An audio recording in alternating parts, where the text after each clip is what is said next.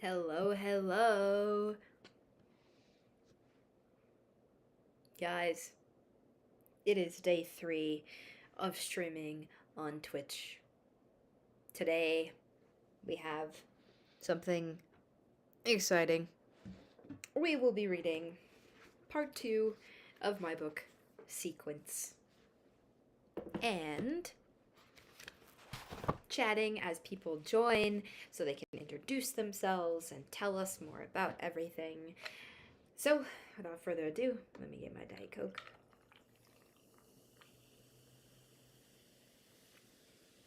And wait a few more minutes. We are just going to be doing introductions before today's reading because it's not quite 7. I just want to get on here and say thank you so much for watching, for commenting, for following, for donating, every single thing that comes together to make this stream special. Yes, I'm itching my nose. I think I took a sip of that Diet Coke too soon. It like it's my nose. Today, I did filming for Pima Community College and I'm editing some content. And of course, I posted on my channels just talking about everything that is new. I want to do a test in this box and make sure that this chat is showing up. So I'm just going to put a test comment here and make sure it actually shows up. Oh, wait, it's not loading on this one. Let me try on my phone.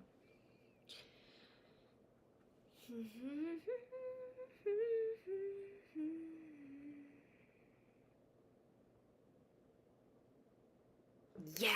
Okay, cool. I'm gonna make this text a little bigger on the chat box just because it's kind of hard for us to see. Okay, cool. So, yeah, let me introduce myself. My name is Lourdes Leiner. I'm an author based in Tucson, Arizona. I have 6 books out, 4 collections of poetry, and 2 novels. My first book is titled Stitches, which we read on the previous stream. Then I have Spider Silk. Then I have Spit It Out.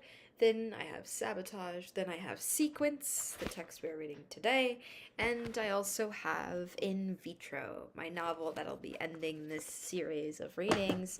And then I think what I would like to do on this page in the future is eventually get some more just live content making. I'd love to just be typing on my typewriter here in the corner and be able to have like a cool, cozy vibe. I also have my paintings there too. So I know nobody is in chat right now, but I bet that will change with time. So I'm looking forward to it. I have been putting off doing like Twitch and like streaming just out of like it being a new frontier for me, and I feel like it can be really rewarding. So I'm excited to be here. What else can I say? I don't think anything else. I'm literally filling in these last few minutes up until 7 hits. So for people watching on the live stream, that's about like 4 more minutes. But people watching later in the video, like after it's uploaded, um, I would like to say just thank you for watching. Thank you for reading. I invite you guys to check out my website, www.feralghoulfriend.com, as well as my Instagram, feralghoulfriend, and stick around on Twitch, stick around on YouTube, leave a follow, leave a donation, and think about getting some of my books. This is the first time I've been reading on a live stream, and it's been really fun to just like kind of do my own thing and have my own vibe. And with time, I think it'll continue to develop into something bigger. But for now, we're laying the ground roots. And sometimes I feel crazy for just like talking into like emptiness, but it is what it is, twin. Some people are at Coachella and others are sitting at their desk reading books, hoping that people are into it. So, yeah, without further ado, let's start. You think? No. No, it's 3 more minutes. It's 3 more minutes. It's 3 more. I have to wait. I have to wait.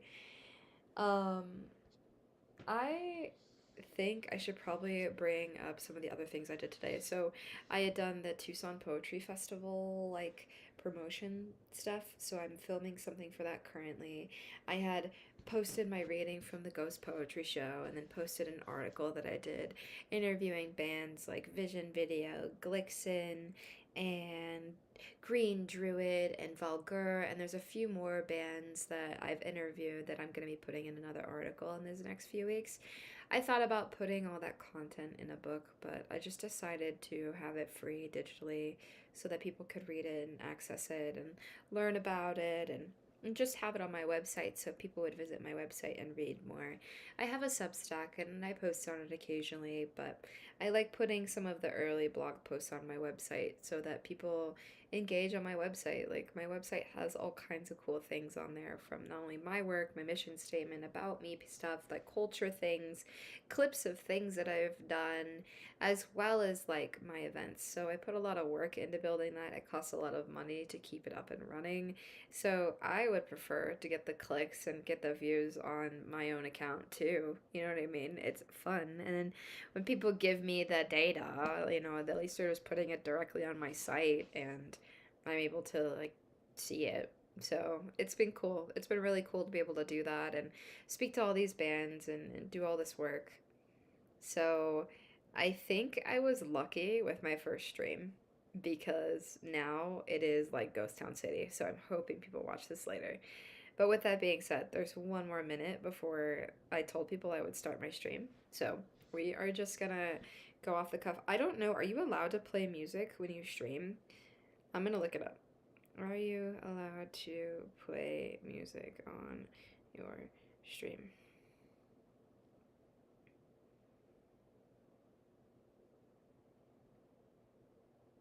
Requires careful audio management to ensure you do not get a copyright. The music does not drown out your boom voice. Compressor, audio mixer. Okay, do they have royalty free, like classical? We could try doing that. Let's see. Royalty free classical videos. Royalty free beautiful classical.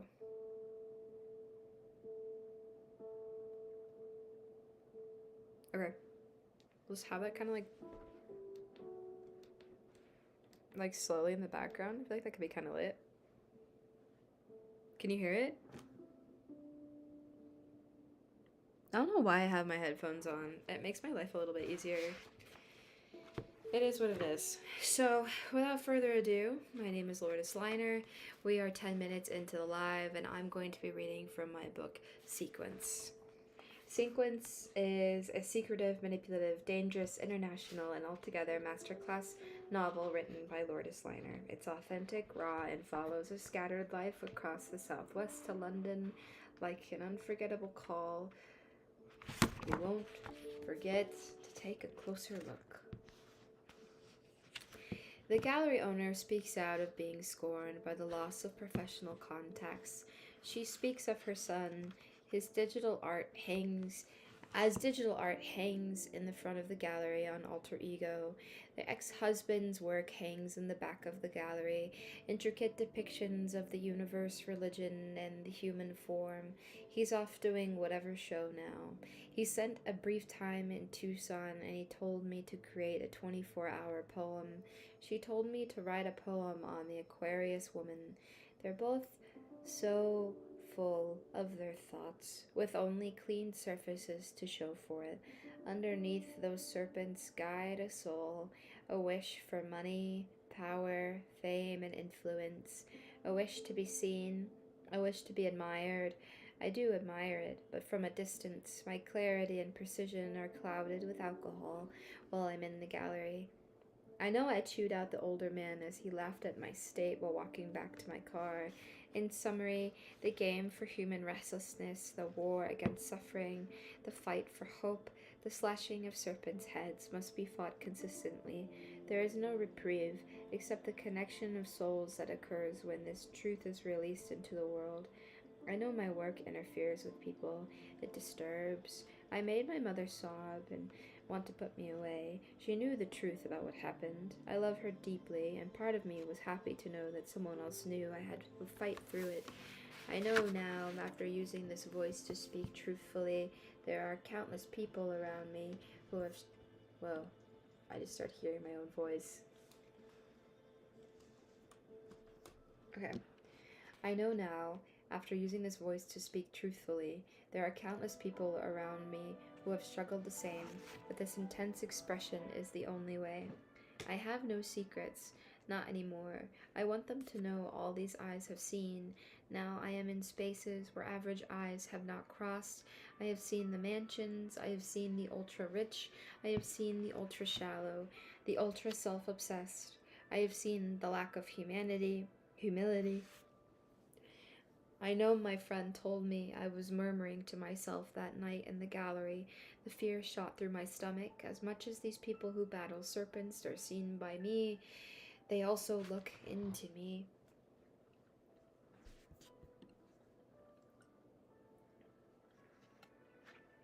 With that, they have not spread between the pages of my heart. I still have strength. I still have my people. I still have my soul, my passion, my love. Through the shadow and into the night, the pen is always there to cradle the restless spirit. She shields me from the serpents. She shields my heart and gives me light. I give her all my pain, all my emotions, all I have seen, and in return, this collection of my soul, each like a newborn child, walk through their world and into their minds. They may joke and poke and laugh at me. They're guided through fear and misunderstanding. The purity of this complete and utter compulsion eludes me, let alone the onlooker. But this makes me win the battle. This is what keeps my spirit, fortifies my mind against these raging, rushing waters of human complexity. She whispers questions of fate as her boots clack through the gallery. She wishes for the power of Frida. She will never get it. That's why he's gone. That's why she is here to make a magnet in the desert lands. I wandered right to it. Anytime I'm in there, I never want to escape. I want to lounge there and let them drink from my supple soul, sip by sip. I woke up on the gallery floor, flash to the couch, and crawl upon the cross. The grace of light and passion after years of honest work, solid connection, and pure intention. I win these battles. I have an opportunity to share my passion with young children, to teach this battle of the soul under a wing of the university. I have had the fill of the club folks and the gallery folks. This is the future. I get to share what I've learned about this great snake training, provide them with the tools needed to find their own passion, to find their own light, to create their own energy, whatever it may be. Then they can pursue this endlessly. So until then, I manage to talk my way into the gallery, then out of the gallery, then into the church, and now I'm invited to share my work at the university. I'm still afraid and uncomfortable. This fear is for good reason. It is because I care. I stand for something. I know my people. I know I can do all I can every day to survive, to stand for something larger, to provide hope, to provide healing.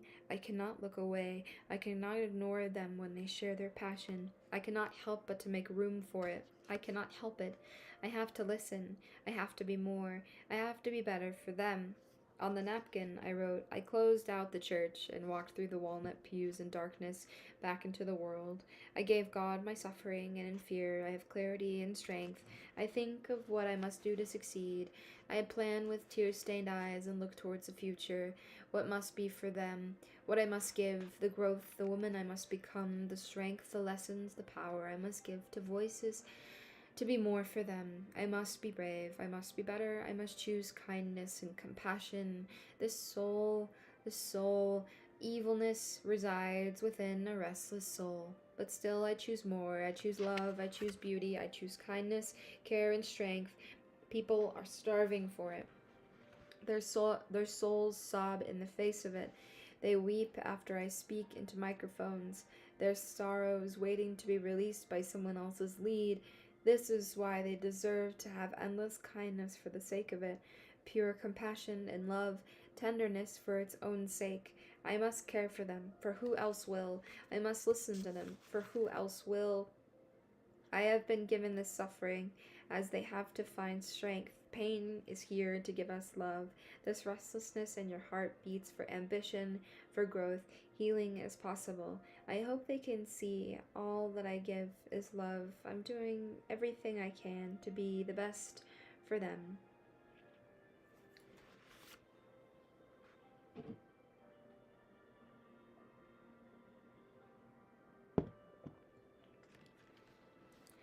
I have an event at Club Congress again. I saw someone who recognized me on the street. Now I am waiting for my sushi order at Oban. David Lynch died today. They're playing Twin Peaks on TV. This strange loneliness has gripped me and won't let me go. I was fine on my own, but I'm tired. All of that talk yesterday about the facility has ripped my mother's heart in half, has left me wrapped up in the sea of madness. I restocked my books at Nexus. I'm due to sign a contract at Barnes & Noble tomorrow. I'm on a solo celebratory dinner for my residency at the U of A. One of my close friends contacted me about working on a workshop. One of my senior advisors at the bank told me his stories of his life from London. I wrote down everything I could on the back of the receipt for my deposit, then I lost it. Something about the death of his father, his travels across the globe, his making of peace with his mother, his soul begged to be archived, his love of music and punk culture in Britain. My grandmother called me in a frenzy, then called me in tears apologizing. I pulled my long sleeves over my body, buttoned my buttons.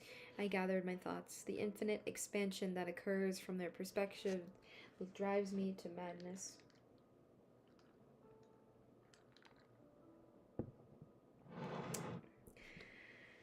The infinite ways to float in isolation, the infinite ways to be misunderstood, the infinite ways in which I feel unseen, hollow, and alone, like my soul is filled with buttonholes and my body spreads out into the world. These places I look for, a place where I can be contained, covered, and represented. So I shut up, sit silently, sell my books, and make my money, and eat dinner alone. The entertainment of older wealthy men does not amuse me. The bleeding passion of younger men is like lukewarm fish scraped into the dish pit for the garbage disposal to choke down. Women's friendships compound to an odd feeling of connection, then jealousy, then envy. The contemplation. I am a common denominator, so I sit alone. In this button up, drinking ice water, celebrating my great task of teaching at the university, alone. I straighten my spine, think about my upcoming show, think about my book sales, think about the purpose, the beauty of the culinary arts, the fresh fish, the soft shaking of a cocktail in the background, gentle ambient lighting and conversations, women in tweed blazers, men with buns and hair-wrapped scarves, the waving left hand of lucky cats, golden flickers from the corner of view, light trapped in the plastic around ahi tuna, salmon, shrimp, and eel, waiting patiently for something to show for all of this. Written at the bar during the show. Lights again off the disco ball, red velvet curtains by the side steps. He plays by the booth. The creative director I cannot mention, insert title here, speaks of existence. They speak of strength. I was busy selling my books and came out on the patio for a breath, a moment to be human under the stillness of the night. They spoke to me. On the patio, I went back inside to evade more potential insanity from the result of this. One stagehand mentioned a story where he had to change the battery under layers of thick clothing through the long johns of an actor's costume within 30 seconds. I laughed as his hands mirrored the awkward movements. The stagehand went on to describe the bonding experience of grazing the back of his hand across an actor's butt. It was far more beneficial on a patio conversation than indoors. As it occurs, the DJ played on. I'm one beer deep. Then I returned to being alone. I watch people exchange social media accounts and websites. None of the words they say make sense to me. They murmur about creation while having no work to show for it. They speak of obsession. They judge me from the corner of the club. None of them have booked a show. I had to fight the idea of being the cliche. The psycho allegations from this week, from what I'm aware, Hot rage licked my neck, then pure burning spoke. So at the end of the day, they were made to consume. I am made to be alone and to create. They speak of power. It's all smoke. Even the beer and cigarettes couldn't keep me in my chair. My legs grew restless. What do they know about suffering from creation? I've devoted it all just for romanticization for them to spew, project vomit, and cast even more nuanced, intricate displays of artistry. One day we find answers without a question. Until then, we search. Eyes blink, open and shut, over and over. They strain, they pace. Pupils dart, bullseye, center land. Some form of flickering light catches upon the sand. January 22nd. So the obsession begins. I cannot help but stare. I cannot help it. I know I'm allowing this to happen. Every part of me that wished to not crave connection is still there. I am begging to be treated like someone deserving of respect. Motion without direction is meaningless, yet I still try to continue forward. There are a series of things that I've written this day that swirl and saturate into this. Some space, some value, what I say when I speak. For this, I'm grateful.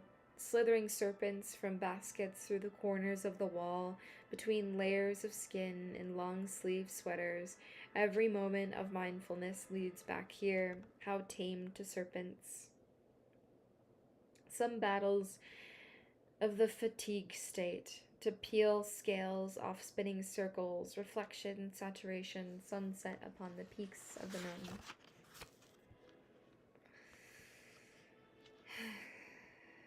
January 24th, hardcore show at the Global Justice Center.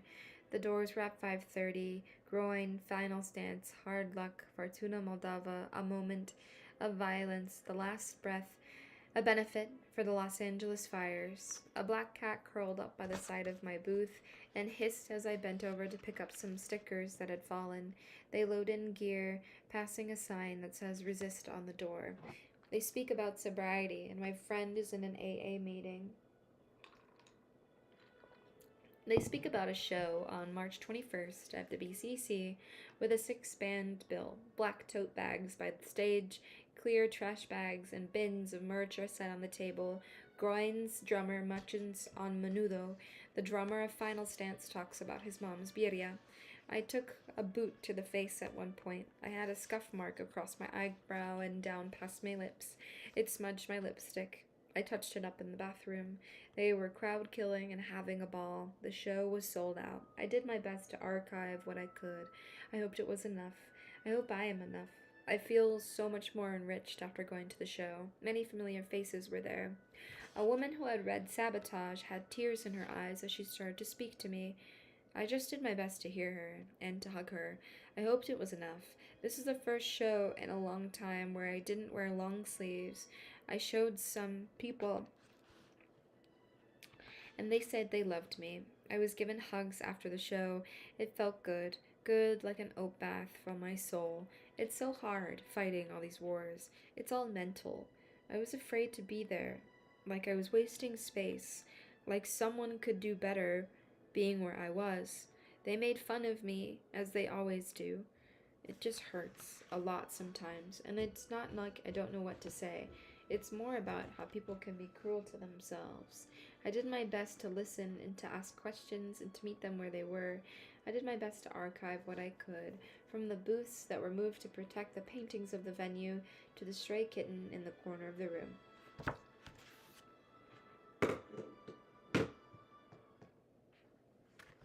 Waffles. Sore. I think I got a concussion. I played some Scrabble with his brother, making the words fit together. Frustrating, difficult. 3 p.m. dinner, pork chop salad with apples and pickles. I was silent.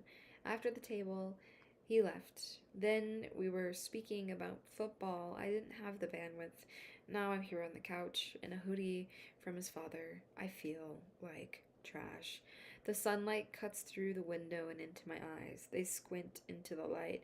Things are confusing, hazy, fuzzy. I am sore. I gotta go back at some point. I have to leave. I should go. I'm lingering.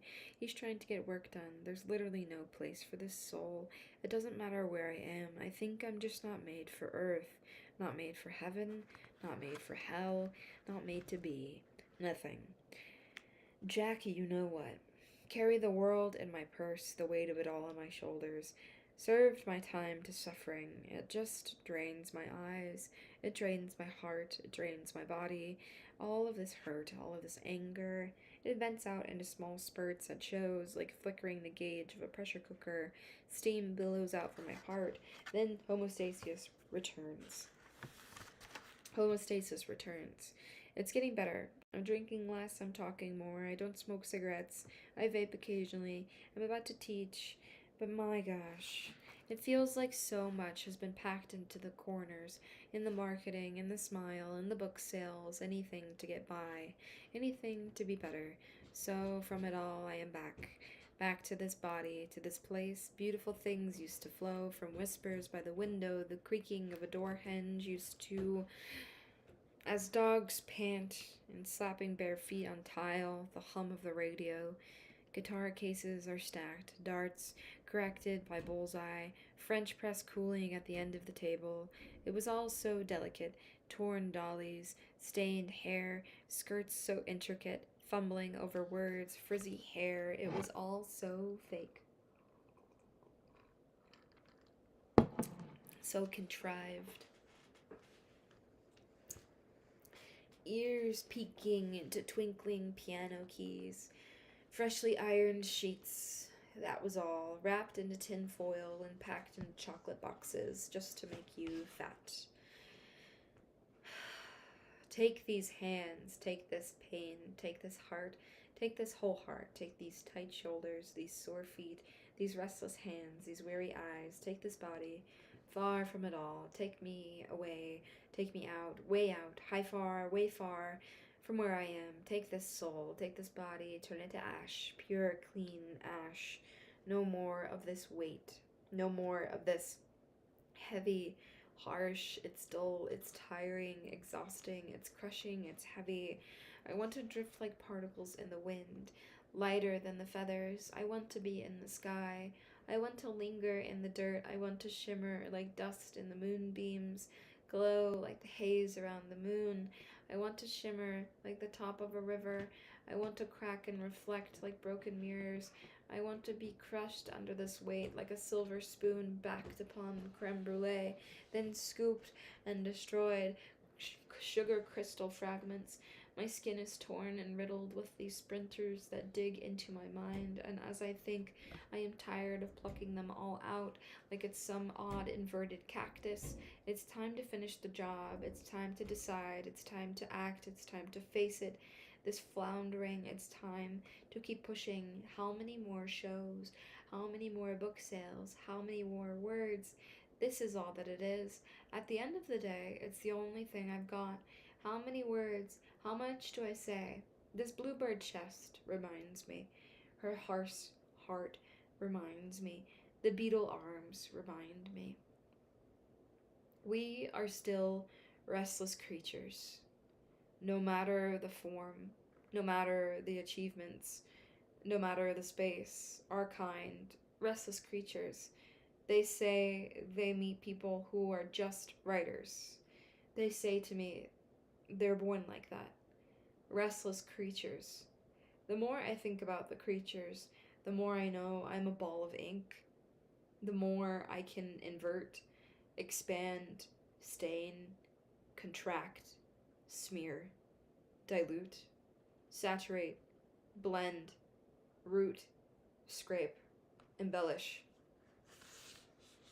There's ink everywhere. In the journals, canvases. I carry it with me. My creations. My books are my children. That's all. The same. They say I'm crazy. Crazy. Almost accused of sabotage. They look at me strangely. I tell them it's passion. It's not how you live as a ball of ink, but a ball of ink. I am not flesh. I don't mind. I'm not even body. I'm not a woman. I'm not a human. I'm not sane. I'm passionate. I'm a ball of ink. They do not understand, because they are not balls of ink. I see, I record, I replicate, I archive, I filter, I present, I produce, I expand, I create, I record, then again and again. None of it is a secret. I'm just here. January 26th. There was a moment when someone told me late at night is when it all comes for them. I think of the same man who was showing me his black metal project, but the time has come again. Will they get bored of constantly reading about my restlessness? I wonder if it evokes rage, apathy, pity, or if it could be dust on the shelf. Either way, who knows? Who knows? They love when their artists are dead. So it was. Those demons in the evening and their siren song playing on. I'm eating far too much and not moving enough. I've gained far too much weight and lost muscle definition. This is an issue. I have no motivation. I'm constantly burnt out, yet I cannot rest. I am sick, but yet I do not sleep. I work endlessly, praying by the light of day, with enough grace that things may fall into place. How many things must be organized? How many things must be arranged? So many logistics, so much energy, so much money has flowed in and out of me. I feel like a battery. The clock ticks and eyes roll. Cattail swishes, a restless, immobile creature. So much potential, so much loss hangs between the balance. Some say some free time, someday. Some say the past is the future. Some say the wise, others the fool. It all swirls to become the clouds, to arrive, to pour, to crash, to shake, then pass. I'm gonna take a break here. Oh, my goodness.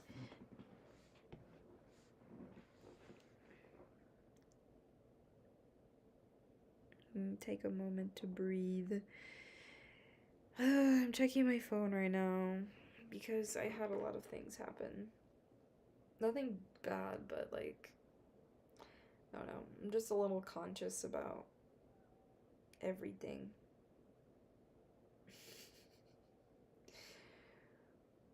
Yeah.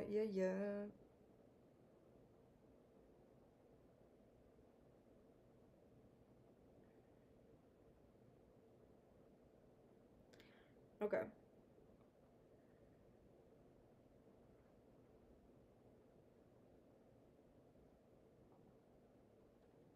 I'm checking because some people were responding to like my stuff. I have all kinds of cool things that I've been posting about. I did an upload like of my poetry reading from Ghost Poetry Show.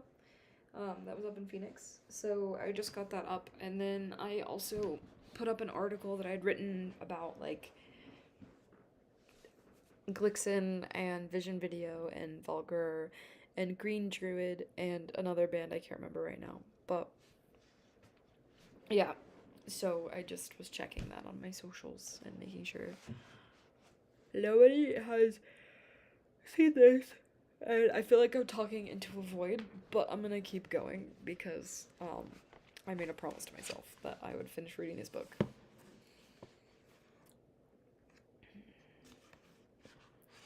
January 26th. Actually, I'm gonna drink some Diet Coke. Black coffee belly. Walking into the sun. 5 p.m. show with the Press Logic, Blue Collar Criminals, Toledo Panic, X at the Rock. They speak about their lives, their problems, and it all backslides again. I'm keeping and pushing past waves of apathy. The university has the capacity to see me as I do at some point.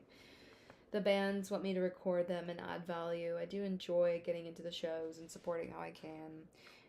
The only ones who see me between the pages really understand this person. Regardless, the show should be promising. I'm ignoring everyone else in my life today. I do not have the capacity. I load into the show from the Rock to Congress. Woke up and met my best friend for coffee. We discussed the ins and outs of running a suicide prevention show at the Global Justice Center. We went back to her place as we organized frames onto her wall. The Haiku Hike. A Haiku Hike submission program based in Tucson that prints haikus on the pathways of the city was open, so I worked on a few haikus on her front patio. These were the ones I knew would get rejected. Rain on the tin roof. Conversations shimmer by. Nails shot through pillows. Coffee grounds. Blue chair. Electric heart. Telephone poles. Goodbye hugs. Torn socks.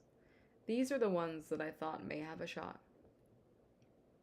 With you, I am home. Nowhere feels as safe as you. Soft creatures rest here. Mesquite leaves fall. From the shadow we hide. In the sun we laugh. Today, be with me. Tomorrow is a story. Yesterday is gone. No word on any of them being accepted. But again, these are the only 4 haikus I've ever written before and probably will ever write. January 28th. I did a whole lot of nothing, helping my friends clean up, and we all battled the same thing. It was basically therapy. And then we had beer and showered. I keep breaking myself backwards to make it happen. Every day I check for another gig, another grant, another show, another consignment, anything to make it happen. Maybe I'm a fool. Foolish. Sensible. Yeah. Could, would, should. Whole lot of pretension around here. They laugh out of the corner of their mouth. They wait until a show to say they recognize me. Some cry about what I write. Maybe I'm a jerk. Maybe it's worse than I thought. They hug me after the shows. I try. The stars shot across the sky at night. The city glimmered as she always does, like crystal waters, freshly lotioned skin. I tried. To listen, to do enough, to write a haiku, to submit about belonging, yet I feel I don't belong to that space to be published. I worked on it all day, pulling out some kind of inspiration, some wisdom. I suck at haikus in summary. Whatever. I had an almond croissant at the and a hot Americano with honey. It made me smile, so I don't think it was all agony. I did have a moment of peace and joy. January 30th. No one prepared me for how scared I would be once everything I wanted and dreamed became true. Looking back at some of the pages I had written in the very beginning with sore feet from standing all day, hoping that this would all work out for me, now it is every day I'm mortified. I hope that I had found enough. I hope I can be enough. Part of me is so scared, but small moments of complete gratitude give me peace. I am terrified that even after all this explaining, I am still misunderstood everywhere I go. I do this hoping I can be myself. I still scream, waiting for the words to soak in, hoping anything sticks to the wall. The challenge is great. The job is done by most... the job is not done by most for a reason. Fear, apathy, it's working for me. I'm still terrified every day. I am still too strange or off or too odd. They pick and pull at pieces of my soul like bubblegum until it loses saturation, chew on it until the flavor wears off, then smear it onto shoes and sidewalks. They're always excited to meet me and my work. Then the novelty wears off. By further digestion, it becomes confusion. I become this warning tale. All I wanted to do was write. What is all of this? February 1st. Footsteps on the upper floors of the gallery exploring the studios. Sculpture, gallery, subspace, show in the basement. It was freezing. I thought about the show and how it was a dud. I thought about how I'm wasting my time, and I should ensure that next time I should be grateful to be in a space. I do still have to pay bills. I have to have a balance. February 4th. 10-minute spoken word set for the prep snow moon reading on the 8th. February 6th. Tempo is packing in for a show on the main stage, and people from all around the world are here for the gem show. Whiskey Del Bach and teaching curriculum from my bin with my gear. The lights of the Rialto flicker over the polished countertop. The first day of teaching was yesterday. I taught some, but listened more. Spoke of what poetry can do, then had enough time for written introductions. I know eventually it'll fall into place. I keep creating and pushing. The whiskey is strong but effective. Paint white on my nails, red lips, and black boots. Everywhere is coming through the door. Hope is a gift. You can live without limit, without bounds. Endlessly hope. Can be regifted, repurposed, repackaged. You can always give hope. Then the whiskey kicked in and the rest of the entry became incoherent. February 7th.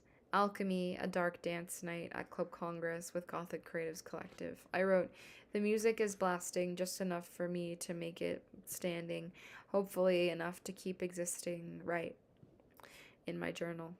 It was packed full of people who had questions about the night. I served as the one to get them exposed and welcome to the change. It was one of the first times a Gothic artist had secured a residency at Club Congress, to my knowledge. Many people were excited, and there was reprieve. It served as an opening event for the Love Kills Fetish Ball and the following day of the Rialto. February 8th. I did my spoken word at Borderlands Theater. I met an awesome photographer and writer from Japan who brought a copy of Stitches. And we spoke about courage and how it takes that to share your creations. How you can live as an artist as long as you have grit. Even an event coordinator here in Tucson came out to support my set. Then my friends came to watch me perform other pieces after I had a panic attack on the phone. I looked at all of the empty chairs before the event. It went well, thank God. It calls for lost in sleep, keep our souls together. Breathe into hope, use your voice, breathe into microphones, speak up, speak well, written in my journal after the set. February 11th. In the psychiatry room, waiting for someone I know to get out of an appointment, chairs line the sides of the hall. Questions of discharge speak on the phone with the therapist, whispers, shuffling of scrubs, passing of staff, and murmurs. A man sits in the waiting room, blasting his phone at full volume on the speakerphone call. He speaks to his friend about water therapy and how he's going to buy a new house in Vale. I got the flashback of a fine dust layer of my dad's old Judge 1969 Pontiac GTO. I whisper and wait with my hat on. I watch the sneakers of nurses go by as I hunch over in my journal. Maybe I am more messed up than I thought. Maybe I'm more insane than I care to admit. These pieces of my life are all scattered across floorboards, beige carpet. People fill in and pour out the entry doors, staff and patients. I wonder what this person I could be speaking about behind closed doors. Pain, life. Pain is stored in the same walls they have always known in life. Well, I remember I had many walls, many places. That's why it's scattered. Is that why I'm scattered? First my grandparents in Oracle, then the apartment South Tucson, then many more, and many more, and many more. The old house in Vale, then in Oro Valley, then in Catalina, then in Vale, then in 3 Points, then in Catalina. Pieces of me scattered across the city, pieces in haze with fuzzy memory. I'll record it sometime. Give my mom more credit for her efforts in the academy and raising me. I was told my biological father did bad things. My grandmother worked to keep us together. She would bring dilly bars and smile. My mom got me that kitten, which changed my life.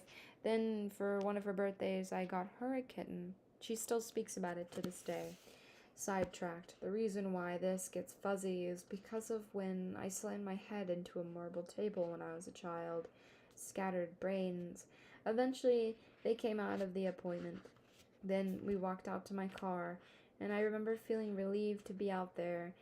They thought I would think less of them for being there, but it was the opposite. I was very proud of them, very proud. Even for a few minutes in there, I wanted to hurl. Portal Playtown. There are eyes. There are always eyes in Portal Playtown.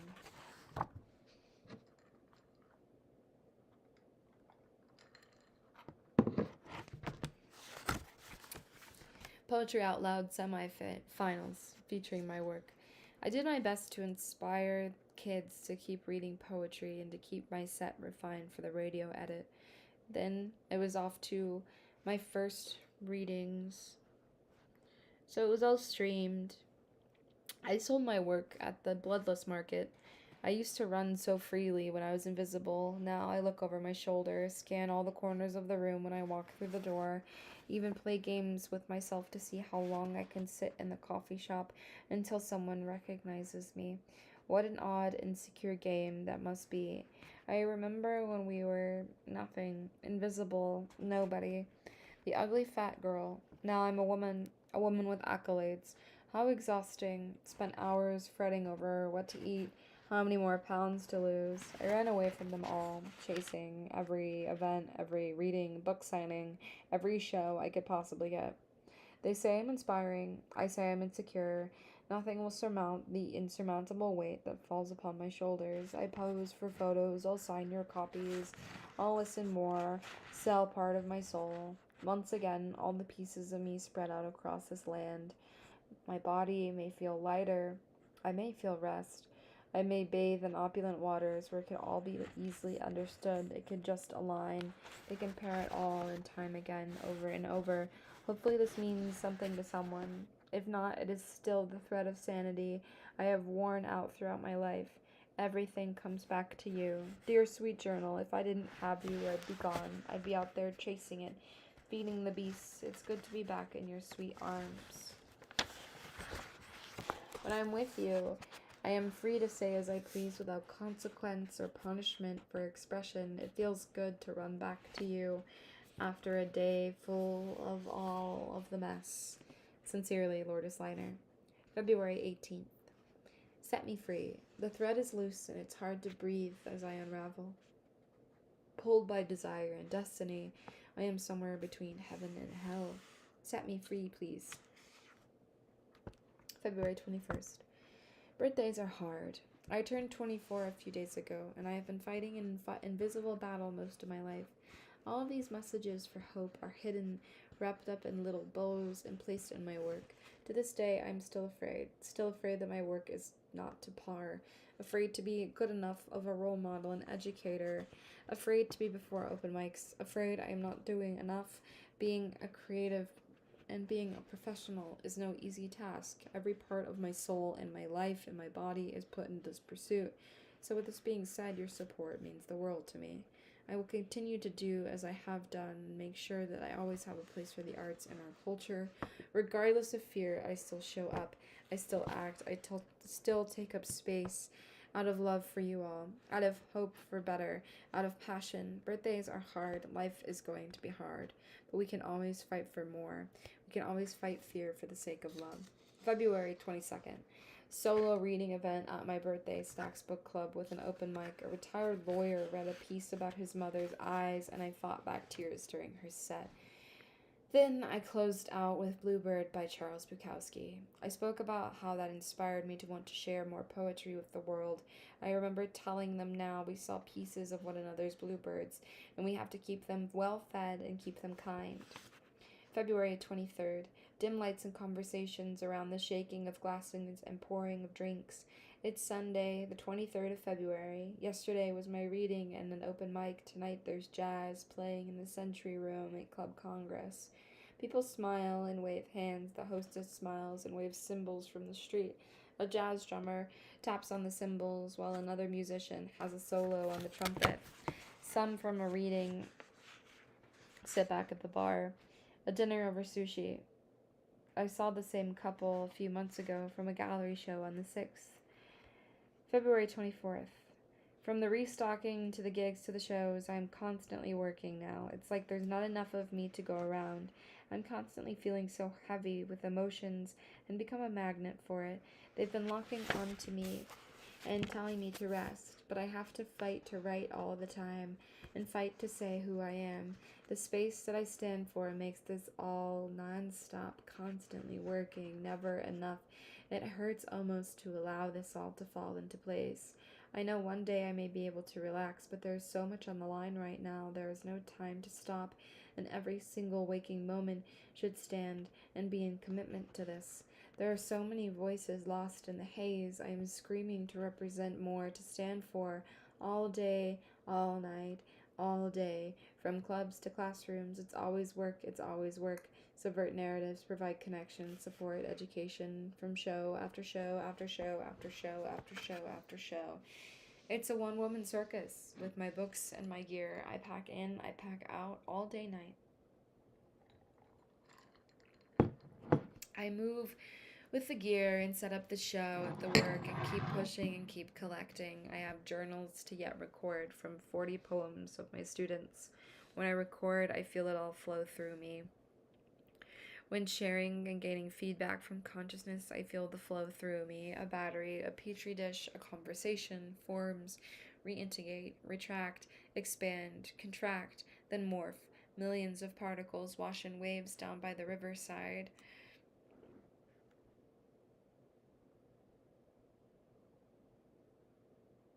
Millions of particles float within space, flow around us, colliding planets, supermassive stars, gravitation, orbit. So is the nature of beings. We breathe into parts of the world and feed them. We chew them, we swallow them whole, digest, expel waste, then repeat. Ideas, food, culture, sounds, music, forms, branding, imagery, concepts, the nature of humanity. We collect parts of the world from what we see, hear, feel, touch, from what we know, who raised us, where we live, from what we found, we'd enjoy, we detaste, from what we wish to know, colliding molecules, where they travel. Parts of consciousness are the key to the universe expanding, to understand itself, to reflect inward, expanding on ideas and collecting experience. This storyteller's quest is a never-ending and ever-expanding moment. This great pool of human intelligence underneath the busy surface seats, deep in the corner of the earth, swells, boils and bubbles, then saturates and condenses, then showers upon itself. I have seen countless faces, but a droplet of dew upon their heart, countless voices, the grief, the loss, the gain, the growth, the joy, the rage, the apprehension, the fear, the eyes, the body language, the laughter, the applause, the questions, the exchange of breath, from what they know, from who they are now, to what they were, to who they wish to become, from what they see, what others have said. They expand and morph all around me. I expand and morph with each part of them. We flow and collide, molecules, spores from their being laid upon my body, their memories, their insights, their questions, their experience. What is this? What God is this? Where does God go? In what creation does it see itself? Parts of the same are being fragmented into thousands of elements to push and pull as the tide. The fragment to push and pull into rivers, but to be a molecule in the pool of human consciousness, are we cast to boil, expand, then to cool, condense, and freeze, then morph back into stagnant waters until the pool is to rest within the molecules, the souls that come before us? Is this a sanctuary? February 25th. Keep working. It doesn't matter. They don't care enough about the people. The revolution can only be visible through action. The age of technology is key. Build yourself. Keep pushing. Fake love, fake smiles, fake support. I can see the envy in your eyes. I can see the hatred. I can see the jealousy. I can see the jealousy. I can see the jealousy. I can see the jealousy. Artificial sweetener, augmented pixels. Play the game. Bow and sob to God for strength, for guidance on the carpeted floor in the empty church with all of these demons swirling in the wind. It all becomes everything you choose to be, yourself. You become a magnet for it all. Every time you go out, you've got to be ready for the expectations, for the statements, for the reactions, the connection, the observation. Take it all, regardless. Keep going, keep trying. The past is the past. The time is now to react. Change. Time to change. How much time can you spend until you start seeing it's all action? The words you speak, the power, the action we all carry. Droplets create waves. A spark can burn away ripple, crackle, flame, this burning in my chest, coughing up ash, coughing up fresh summer rain. Heads emerge from the soil, arms sprout, and fingers shimmer the clouds, dewdrops upon the blades of grass. How much of this integration within the saturation of passion will this message dilute? Will the pasta stick to the wall, or will mold grow in a rusted pot? Will the blood that beats in their hearts beat on? How long can we keep going, pedal down to the metal? How much gas is in the tank of the soul? The surface street conversations, each copy, each connection, they always ask me about money, hustling, spending, selling, each page flip, each mission, each message. Will it stick? Will it stand in the breeze through the shaking tectonic plates? Will we stand? Will we ease the pain? Will we hold hands in the meadows of the soul? Or will we ball our fists up and fight in the soil? Will the rain fall upon you and me and coat us in mud and we stop swinging? How much anger, how much greed, defeat, it all. They ask money. They ask for sex. They ask for fame over and over again, chasing a memory, chasing temporary pleasure. I wish I could say I was alone in this. I beg for a voice of a father, a voice of a mother. I beg in my work. I beg for grace. I beg for an answer, for guidance, for clarity, for peace. I beg for change, banging pots and pans through the halls of life, screaming about how to open doors, working down to the night. Again, I bow before writing and to fight for hope and to be honest and to have a good message and to fight shadows and to shine light upon them, to allow it all to flow from me. They know my secrets. That big shadow, that bittersweet fruit I spread from my mind, plucked from that tree, mashed and fermented into wine. For children. My work. I keep pushing. Regardless, I have bills to pay. I hope anything that I may write to surmount anything to bring me to them closer, so that we're all inspired to create. Then act as they do and say that they're proud of how far I've come. They say that they're trying too. I'm proud of them. I know a time will come where that big smile with those eyes will eventually match, and it'll change. Their mouths will sharpen. I know it will happen. Teeth will form, and they will tear deep into my work, into my sorrow, into my spirit. Then, after each fruit from my soul has been eaten, they'll want to eat my flesh, my bone, my blood. So then, I guess I shall bleed. I've shared my work. I've learned from theirs, while I've stood upon a pedestal, bleeding, alone, crawling my way to the top. I keep reaching higher for more, pushing farther, chasing the stream that gives me moments of breath. I pray, I beg to the stars, to the sky, to the beats of their hearts, to the conversations that I had, that it may be enough, that I may be enough. But I am but a woman. Maybe I just can't take that. Maybe that's enough. Maybe with each breath I can hope to be more than life. Maybe that may be us. I'm gonna take a break.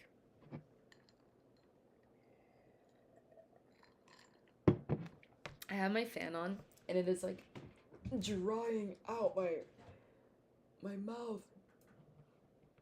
Okay, I turned it lower. My eyes are like.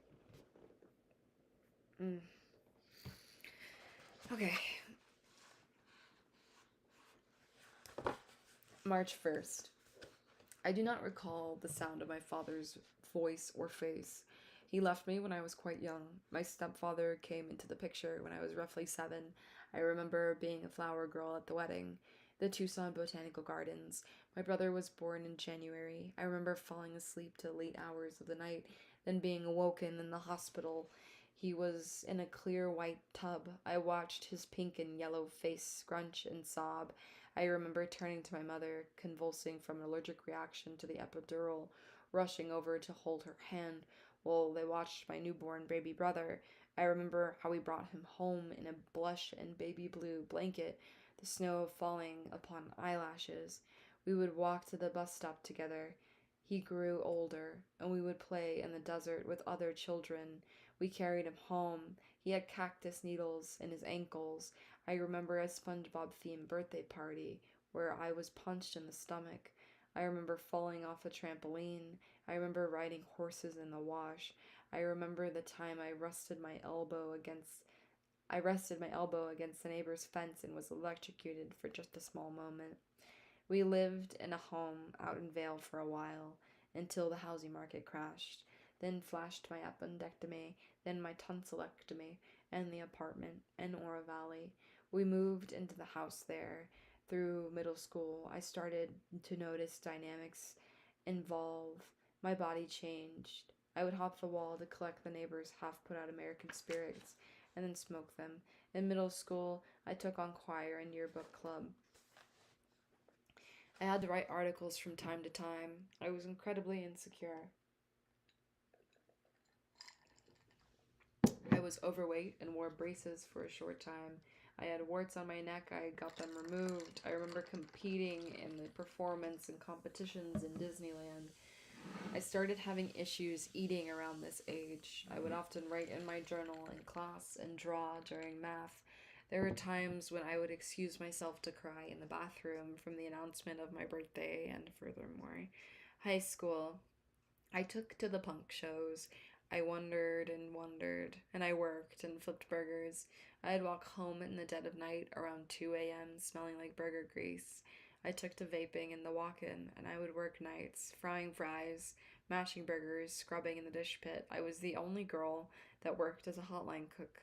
I had dreams of being a professional chef at this point. I would always be in the kitchen in culinary school. I would show up early to art class and to work on the pottery wheel. I would spend lunch alone, teachers in the classrooms with the philosophy teachers and their classrooms. From there, I would linger in the library and read Freud, then Kafka, then Nietzsche. I soon changed my mind on culinary school after getting lice from a chef's hat and seeing others I worked with in my job fall into addiction. Then the first years of college came. I worked at Kohl's for some time, folding clothes endlessly. A woman cracked her skull open on the tile of my job. I had her blood on my hands and I was instructed to clean up. I continued ringing up transactions. I remember yelling at my boss at the time to call 911. The collecting of her information for a sorry, the collecting of her information for the paramedic. Then I was given a pin for how well I handled the situation.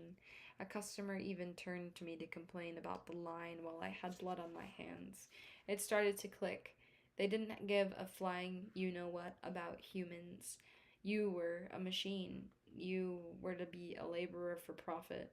Of course, I inherently knew this from what I had seen, but to this day, this is still my greatest example of the death of humility within capitalism, as well as dehumanization of laborers. I worked that entire shift, and when I got off, I rushed to buy flowers and stopped at the hospital after work. I saw 7 staples in the back of that poor woman's skull. All she had to ask me was if the transaction had gone through. College continued. Then my home life between my parents and I had become unbearable. In middle school, I struggled. We had an instance where I told them to stop screaming. Then I was slapped and called a B word. I'm censoring this, by the way. Then it happened again. Then the verbal abuse, where I'd hide in the bathroom. Often I would go to my brother's room and distract him with toys while my parents fought. I would receive lectures about my grades, my music, my clothing. I would often have to rush home from hanging out with friends after photos of uncompleted chores were sent to me. Before the phone call, the lectures would begin, the screaming would start, then we would get home. It was brewing more in middle school. In high school, I managed to stay away from the job early enough. I caught on to that. Same for community college. Until it became so unbearable during COVID, I published my first anthology, There Are No Words in a Pandemic. I worked all through COVID, except for a week-long lockdown. I vividly remember being catatonic and staring at the walls for hours, being paralyzed in my body. Then the screaming became worse once I got my tattoos. The day I came home, I remember being called everything under the sun. B word, stupid B word, mother B word, worthless, and more. My mother sat quietly in the kitchen while my stepdad would lay into me. It became so frequent I would hide in the bathroom, work nights and get home late, then sleep during the day to avoid them. Redacted content. Regardless, it's a fact. I would often wake up and hear them going through my things and screaming, and when she did find my vape, we had a discussion. By that, I mean I hid the fact that I would smoke from her, even to this day. So things progress. I read Bukowski at the point, and I tested into honors writing. I try and fail and keep trying at college as it was moved from in person to online, as the walls were crushing in on me. The quarantine made every eggshell I would tiptoe over turn into landmines. Eventually, that broke out to my grandmother, begging her to tell me why my mother hates me. Why does she scream at me? What did I do so wrong? I thought I was enough. I thought I had been afraid of her my whole life. I just wish she would see that I was always trying to do good. So I packed up my things, and I was about to move in with a close friend. That fell through, since I didn't want to sacrifice college. So I moved in with my aunt and my uncle, worked at Target, got a new job. One surgery later, Stitches is published. I try my hand at digital design, I lose money on a certificate, I rack up more college credits while working, then spit it out. I move into a trailer in the middle of nowhere with an ex-boyfriend, thinking it would be a great way out on my own. Spider silk. He cheats, I almost die. I quit my job at Target. I traveled the United States and nosedive into my work, sell books across the Southwest, sabotage. Now we are here, living at my grandma's, teaching at the university, lining up gallery shows, working on a residency at another gallery in town. No free promo for them since they're not paying me. I am just using the studio. Then praying by all of God's graces that I nail an exhibition at the MoMA here in Tucson or live off honorariums, random markets, and grant money. I'm currently putting all this together because I have written permission to record some of the works, but I am my own boss. I can record my own stories. I host events. I do open mics nonstop. I promote my materials. I left most of that out. I left out the birthdays. I left out the crying and confusion. I left out the pages upon pages upon pages of journals, the nonstop writing, the nonstop editing. I left out the times I would neglect my homework and write about the endless shows, the concerts, the questions, all the cups of coffee, the late nights, the hours, the days, the weeks, the months of unseen work, the years of reflection, typing, writing, promoting, questions, the first people who bought my book, and then the first time I was in a bookstore. March 2nd. Out there is open land to wander and explore, each step with stickers and tumbleweeds collect. Again, there is a whole world. Haven't you seen it all? You know you can have it all. Each step into the shade, you can have it all. The bending blades of buffalo grass and cattails flicker in the breeze. You can have it all. Chasing more, the horizon. Keep chasing it all.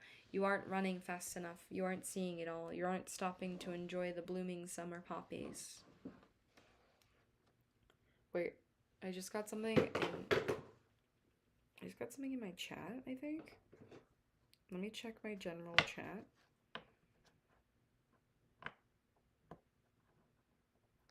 Cute. Okay. I thought someone had joined my Discord.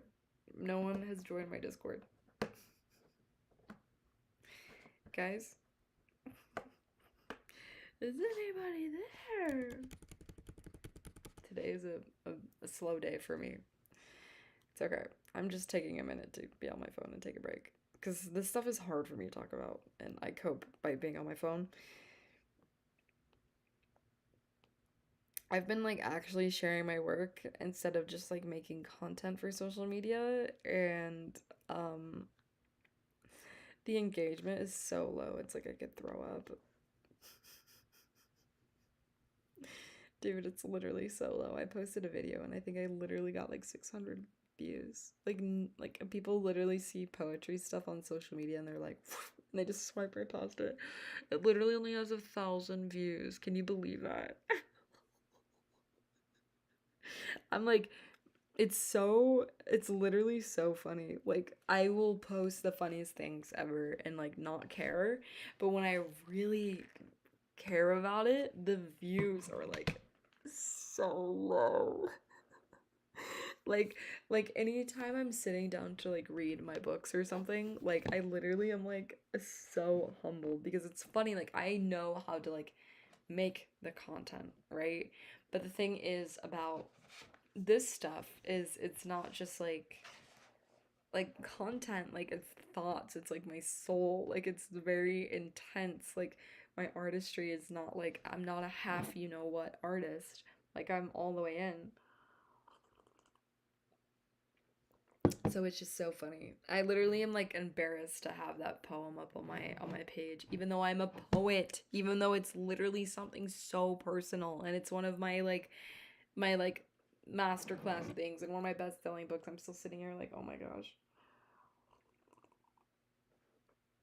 This is the most absurd thing about being Gen Z too, is you'll do something really serious you really care about and no one will see it. Because in all honesty, like people don't want to go to digital spaces to have serious conversations, but also like you do kind of need to have those low dopamine conversations in order to be an artist. Like you have to have a wide variety. So I don't know. I like posting my silly stuff always does well. I'm really glad, but like my work is intense. Like it's fiery. It's not like sunshine rainbows. I could write something like that, to be honest with you. I could make a cash grab. I could, but it's not like gonna do anything. You know what I mean? I don't know if that makes sense. But that's just me. That's just me, dolls. So that's just the vibe right now. Wait, Joseph? Joseph joined? I didn't know. Wait, is Joseph still here? Joseph! I really recommend just having the stream on in the background. I'm gonna go back to reading in like 2 seconds. I'm literally taking a break because we are 85 pages in already.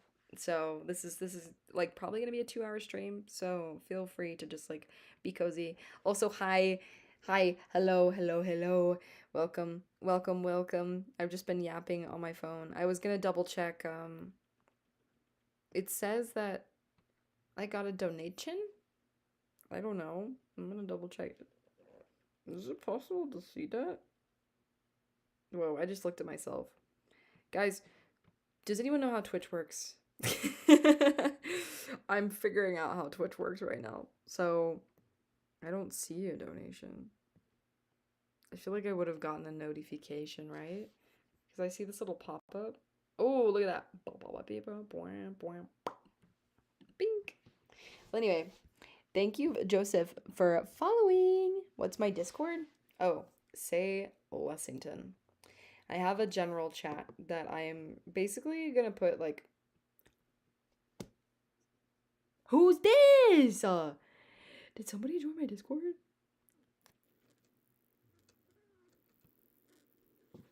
Welcome! OMG!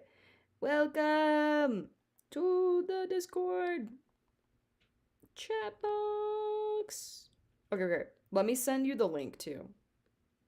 I'm doing it on my phone right now, just so you know, because it'll make life easier. But you also should see it on my page. But here, let me. I have 5 members on the Discord! Yeah. I mean, for it being 2 years old. 2 years, can you imagine? No, not 2 years old. Sorry. I meant 2 days old. 2 days old? Not bad, right? Not bad. Okay, here. Hold on, hang back. I'm getting it sent to you. Bingo bongo. Okay. Bop. Paste. Pasted the Discord.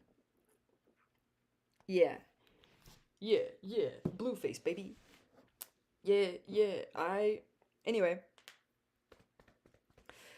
Whew, I get why people read my stuff in breaks. People tell me that all the time, and the craziest thing is, like, sequence is, like, one of my laid back, like, in my mind, I think it's laid back, like, compared to some of my other stuff. Hold on, let me clean you off. Ear. Julian. Hello, King Julian. Did you hear my Blueface baby stem? Man, I'm gonna take a tism break, okay? Because, oh my god, reading my stuff is so intense sometimes, guys. How do people do this? I also, context-wise, context-wise, this is like the first time in like ever that I've sat down and reread anything. So it feels like nuts to actually do that. Am I supposed to have background music in my stream? I had it playing earlier, but I turned it off. So let's not just have like dead air with me yapping because that just doesn't feel lit. Doesn't feel lit. Doesn't feel lit. Guys, I didn't get invited to do Viva in Phoenix, and I'm really sad. I had sent an email being like, I want to come like do poetry and like bring my books and like do a reading and like this, that, the other, and then they invited somebody else. So that's awkward, right? It's okay. It's okay. It's the way she goes. It's the way she goes. Okay. Can I just put like royalty free? I don't want to get. I can't do it. I can't. If I get like copyright striked on here, I have no idea what to do with my life. Ambient space music. Yeah. Isn't that lit? It's kind of lit, huh? Okay, I'm gonna read. Guys, I'm literally exhausted.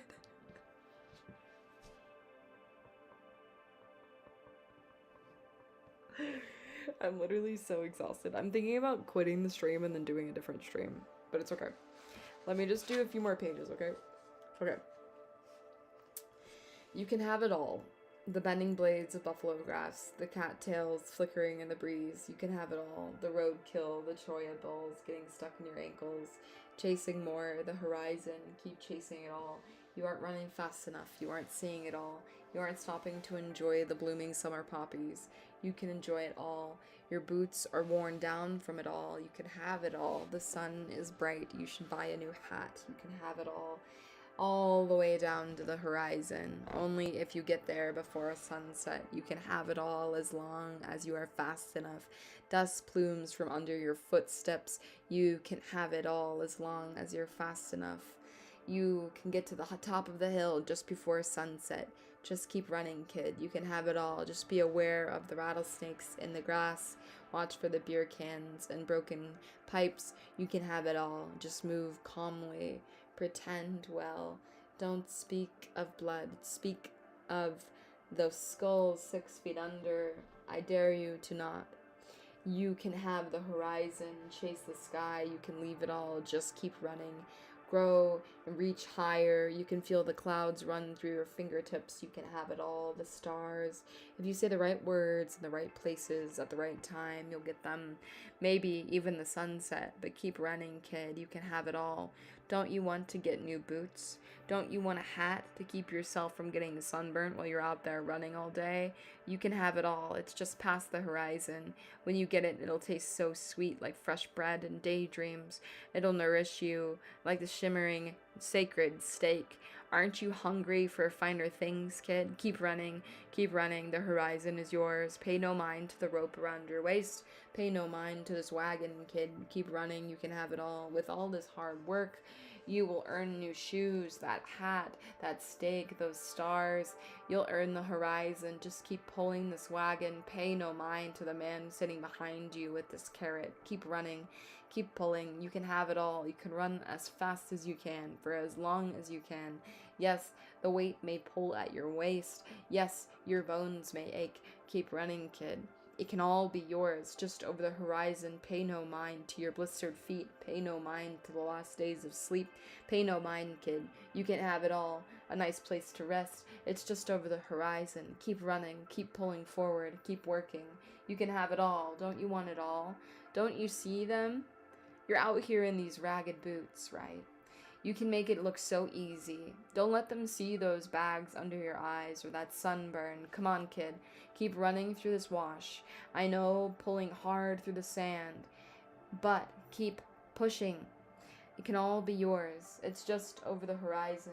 And if you get there before sunset, you may even have a moment to rest. Just keep running, kid. You may have it in time. Just make sure you run fast and clean. Pay no mind to the bones on this land. Pay no mind to the headstones Do not speak of the blood and bone and body and God. Keep it up, kid. Keep pulling. This man sits at the wagon. They have luggage from his friends, but you are strong. You can pull faster now. Just go to the horizon by the sunset. You can have it all. Everything I have said and more. Just keep pulling. Keep running. Pay no mind around the stirrups around your mouth or the rod of lead rubbing against your jaw. Pay no mind to your aching back. Look at the horizon. Keep running forward. You can have it all if you run fast enough, run hard enough, work hard enough, and pay no mind to look around before the sunset. You may rest. Pay no mind to the shadows upon the headstones. Pay no mind to the bars upon the prison cells. Pay no mind to the cries of the men who refuse to run. Pay no mind to their ribs, exposed ribs from a soul's starvation. Keep running, kid. We'll get you a hot meal for that aching stomach. Keep running, horse. We'll get you some hay and water. We'll brush that mane once you get us to that spot beyond the horizon. Just keep running. Just keep working. Sure, you can live in that place we just built just beyond the horizon. Just keep pulling. It's just beyond the horizon until you get there. Mentor, teacher. What if this worked? So many nights blurred together, hundreds of interactions, thousands of pages, countless of book sales. At the core, I have worked to make everything occur. I know joy is out there, so is pride. I look upon it with caution, day in and day out. Eyes of tenderness, eyes of caution, small acts of kindness. I look to the faces of my students and let their voices flow into me. I make as much space to listen. I give them some of my writing and pray to God they may find something to make them feel safe, to make them feel motivated, passionate, connected to their humanity, something that flows to them freely. Especially in this classroom, Pueblo Gardens in South Tucson. We speak of community, dreams, family, futures, art, heroes. I work to make curriculum as engaging as possible. I hope this is enough for them to take wherever they may go, even just room to feel like what they say matters and to have someone to listen, to inspire them to make more, inspire them to bring art into the world, inspire them to be themselves. The potential to change the world is right here. We watch our actions closely and emulate quickly and act accordingly. There you go. There you go. Page 88. Page 88. Or whatever. I like doing a little interlude between some of these. I'm trying to see what chapter we are on right now. The final chapter is Hermit. So we are in Ganashville. Did someone join the server? I'm checking right now. Guys, I'm checking right now. Yeah.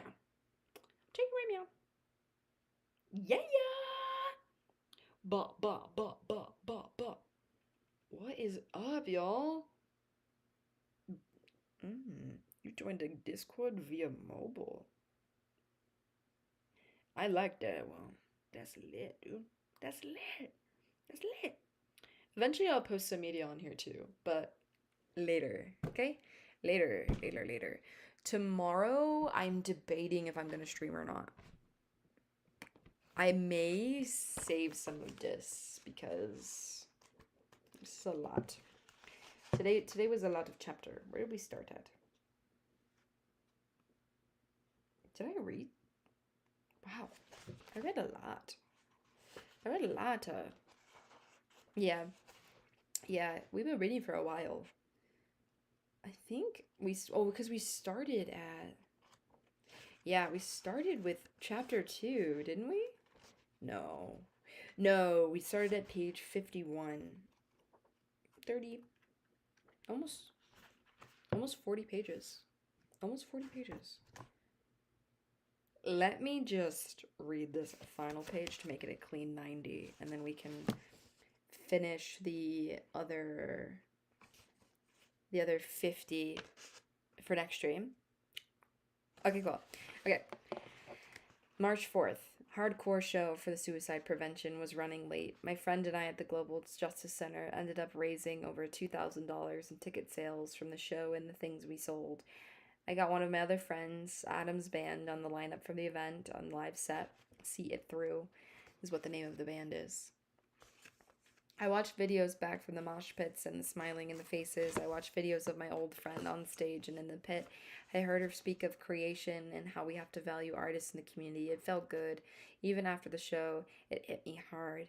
Even though I'm still there, I felt invisible.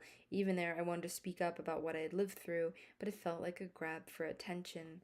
The day was about recovery. Even with the detailed records of events I've still lived in the past, I was still so invisible, still an attention seeker in my mind.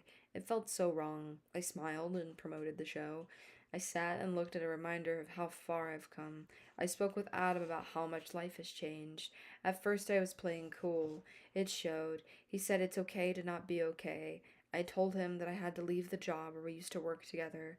I spoke to him about how I was almost admitted, and we stood there outside the venue. I don't remember much besides hugs and goodbyes. We stood under the streetlight, under the stars of the street, and packing out of the show after recording all of the amounts and then back to more work. But yeah, we're keeping it there. We're keeping it there because we've read a lot tonight. So I'm gonna break it up. It was easier to read Stitches just because Stitches is like poems. So it's like, I feel like you blow through them pretty fast, but this was definitely like a big book. So I'm gonna take a second and beautiful. Okay, who's in the Discord? Hi guys, welcome to the Discord. Welcome. We got 40 people online. That's literally so cool. Yeah, I need to take a break. And just like de-stress. What do we de-stress? Because my goodness, girl. Oh, big neck. Big neck stretches. Big neck stretches, homie. Big neck stretches. Big neck stretch. Big arm stretch. Yeah. Guys, what should I paint? It's time. It's time. Okay, listen. I have a black and white canvas. The first person to comment something, I will paint it.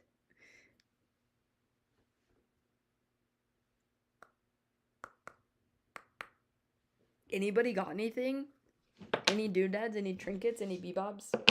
I'm doing it in black and white because that's what I do. So, get on it. I know there's a little bit of a lag, so, yeah. Wait.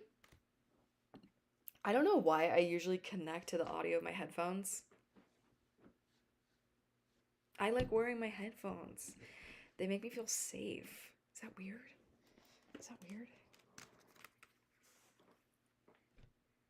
Yeah.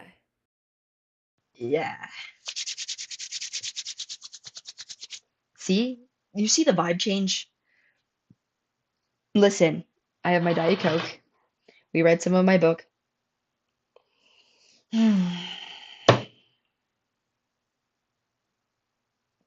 Nobody has ideas of what I can draw or paint? Fine.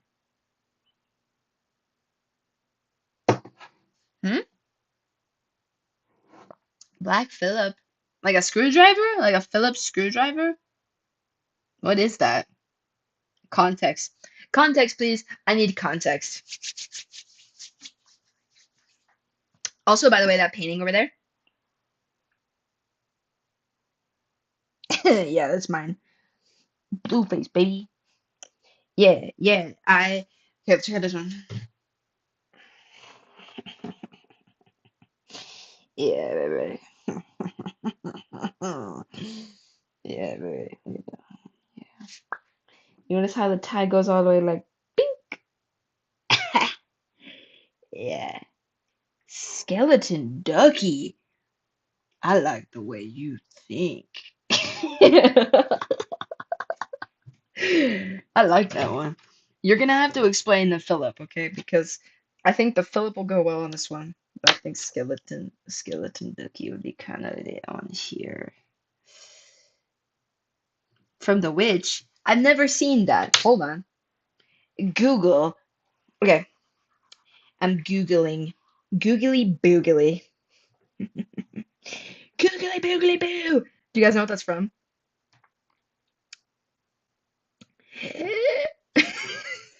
My eyes just like Oogly boogly googly goo. Oh, it feels so good to stim. I've been normcore all day. My gosh. I was literally locked up in a cage. I don't know why I feel like when I do things I can't be myself. Like it's unprofessional, like it's not professional to be who I am, even though I feel so much better. I don't know if this makes sense. Maybe people that are shy or mask a lot can feel the same way, but I'm telling you, it's like actually painful to like, okay, from the witch. I'm still Googling, by the way, but it's like so painful to hide who you are all the time. Oh, this this is lit. Mm, mm. If I were to make this, I would spend a lot of time doing it. I like this though. I'm gonna save this, okay? Um, next time, I don't know, you're in the chat, you should sub because I think I could make it on this big one because I have this big one. Hold on, let me make sure this is locked before I move this canvas. But yeah, I have this guy. I feel like if I did a really like big one here, it'd be kind of lit. But yeah, I also I do a lot of animals, so I don't know if you can see the snake here, but I have an animal series. So I have a lamb one too. I'll show you guys later because it's like right there, so I have to like get up and I don't want you to see my pajama pants. I usually wear regular pants, but I change into PJ. They're Snoopy. They're Snoopy Halloween pants, but um maybe another time.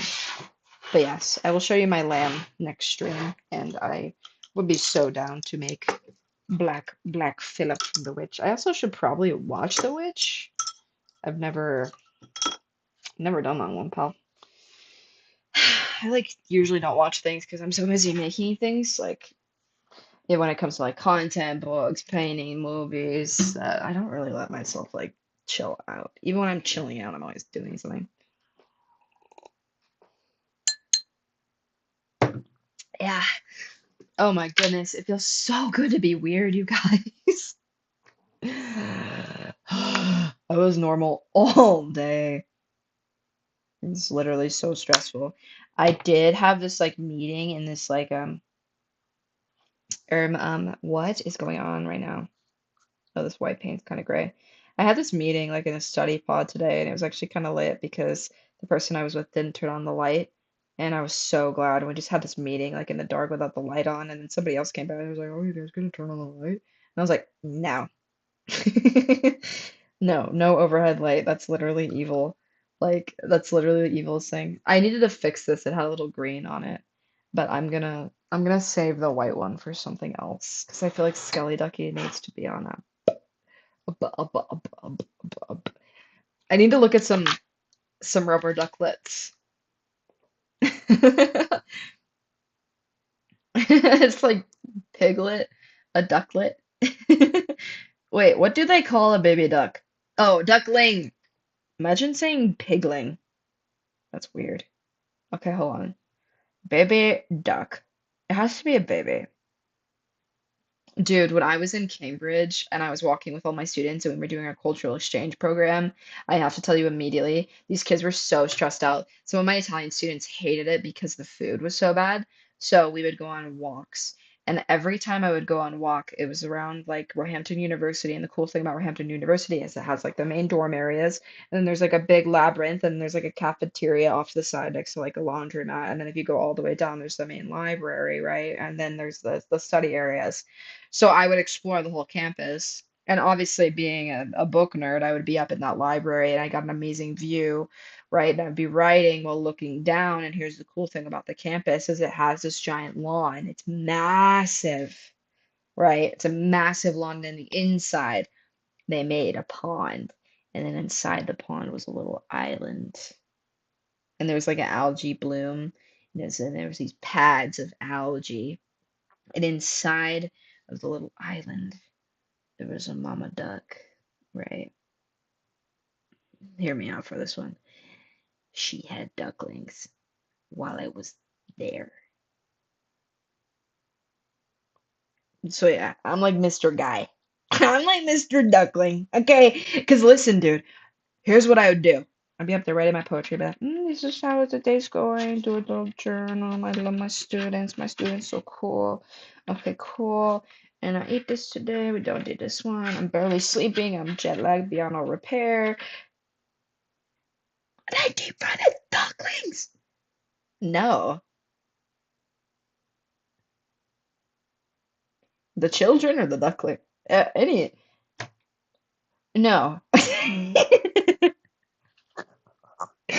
So anyway, I want to tell you, okay? So Mama Duck would be like swimming or whatever, but the baby ducklings were so light. Okay, hear me out, hear me out. Picture this, okay? You're looking down at the pond, you're seeing the mama duck swimming around. The baby ducklings were so light.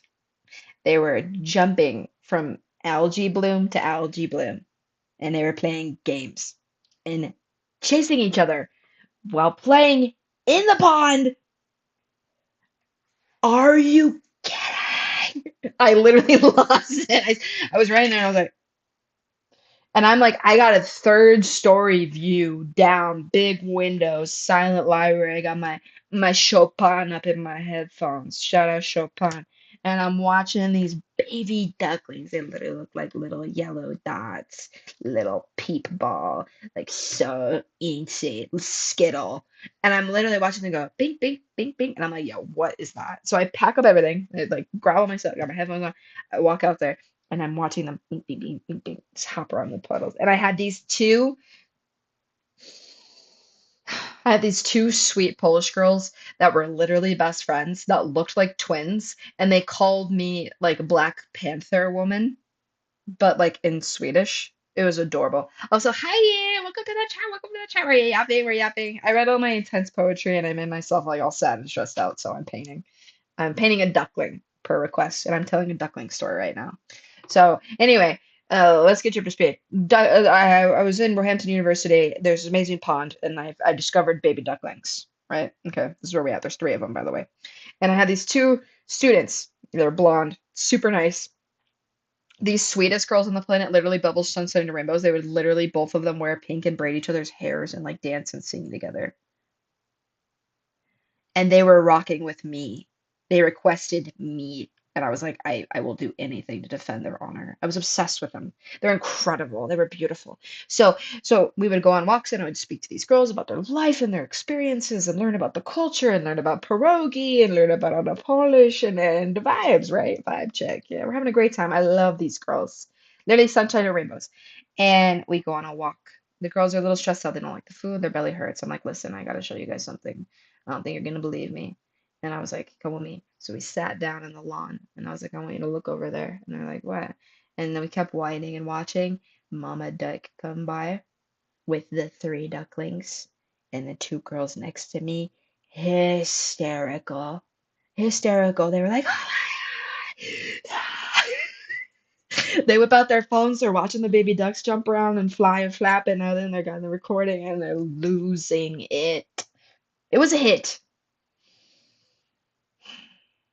So yeah, that's the memory that since you mentioned duckling. Um, also just look at that. Ew, wait, this one has dirty feet. Ugh. Okay, okay. So if you were a duckling, do you feel like you'd be duckling number one? Oh my gosh. The brightness is too bright. Would you be duckling number one? Hmm? Like this, right? A little low taper fade. Wait, what's this? Discord? Hi, thank you for joining Discord.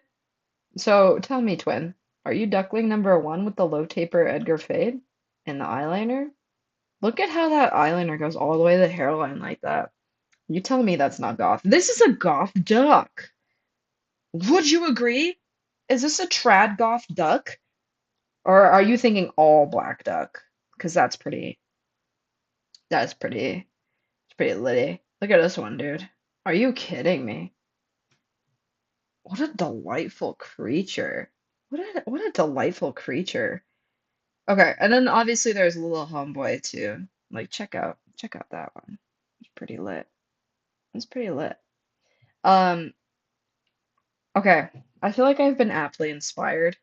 Now it's time for me to actually paint, and I'm kind of nervous because usually when I paint, I'm like silent. So it's gonna be hard to carry a conversation with y'all, but we're gonna try. Oh, you know that they make hats for them? Excuse my ignorance, team. Dude, dude, the grip on this is crazy. Bonding with your ducklings, and it's like, little Edgar. You think Edgar Duck? Dude, Edgar the Duck is crazy.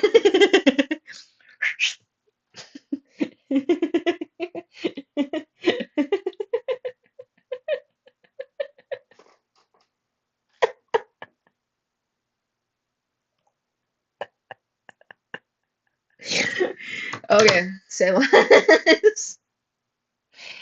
Okay, so it's Ducky skeleton Ducky. Okay, so first I'm gonna make the Ducky shape. Should I show you progress along the way, or should we just continue to bully small ducklings?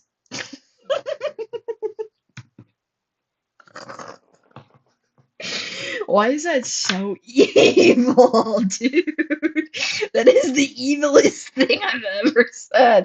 Can you imagine cyberbullying fluffy little animals online?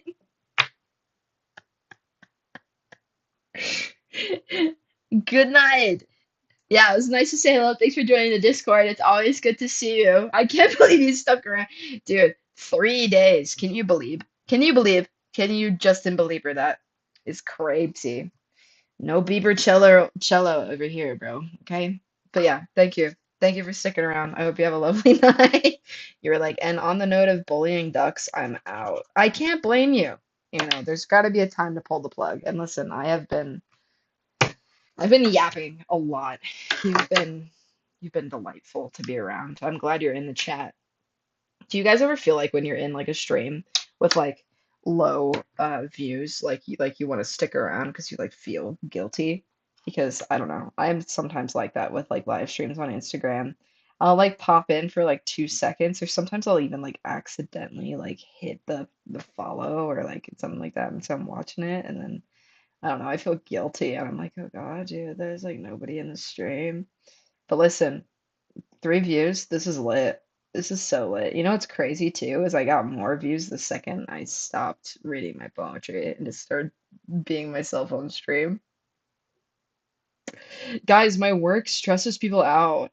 I'm sorry, bro. I don't know what to say. I don't know what to say, dude. What am I supposed to say? This is not looking good, fam.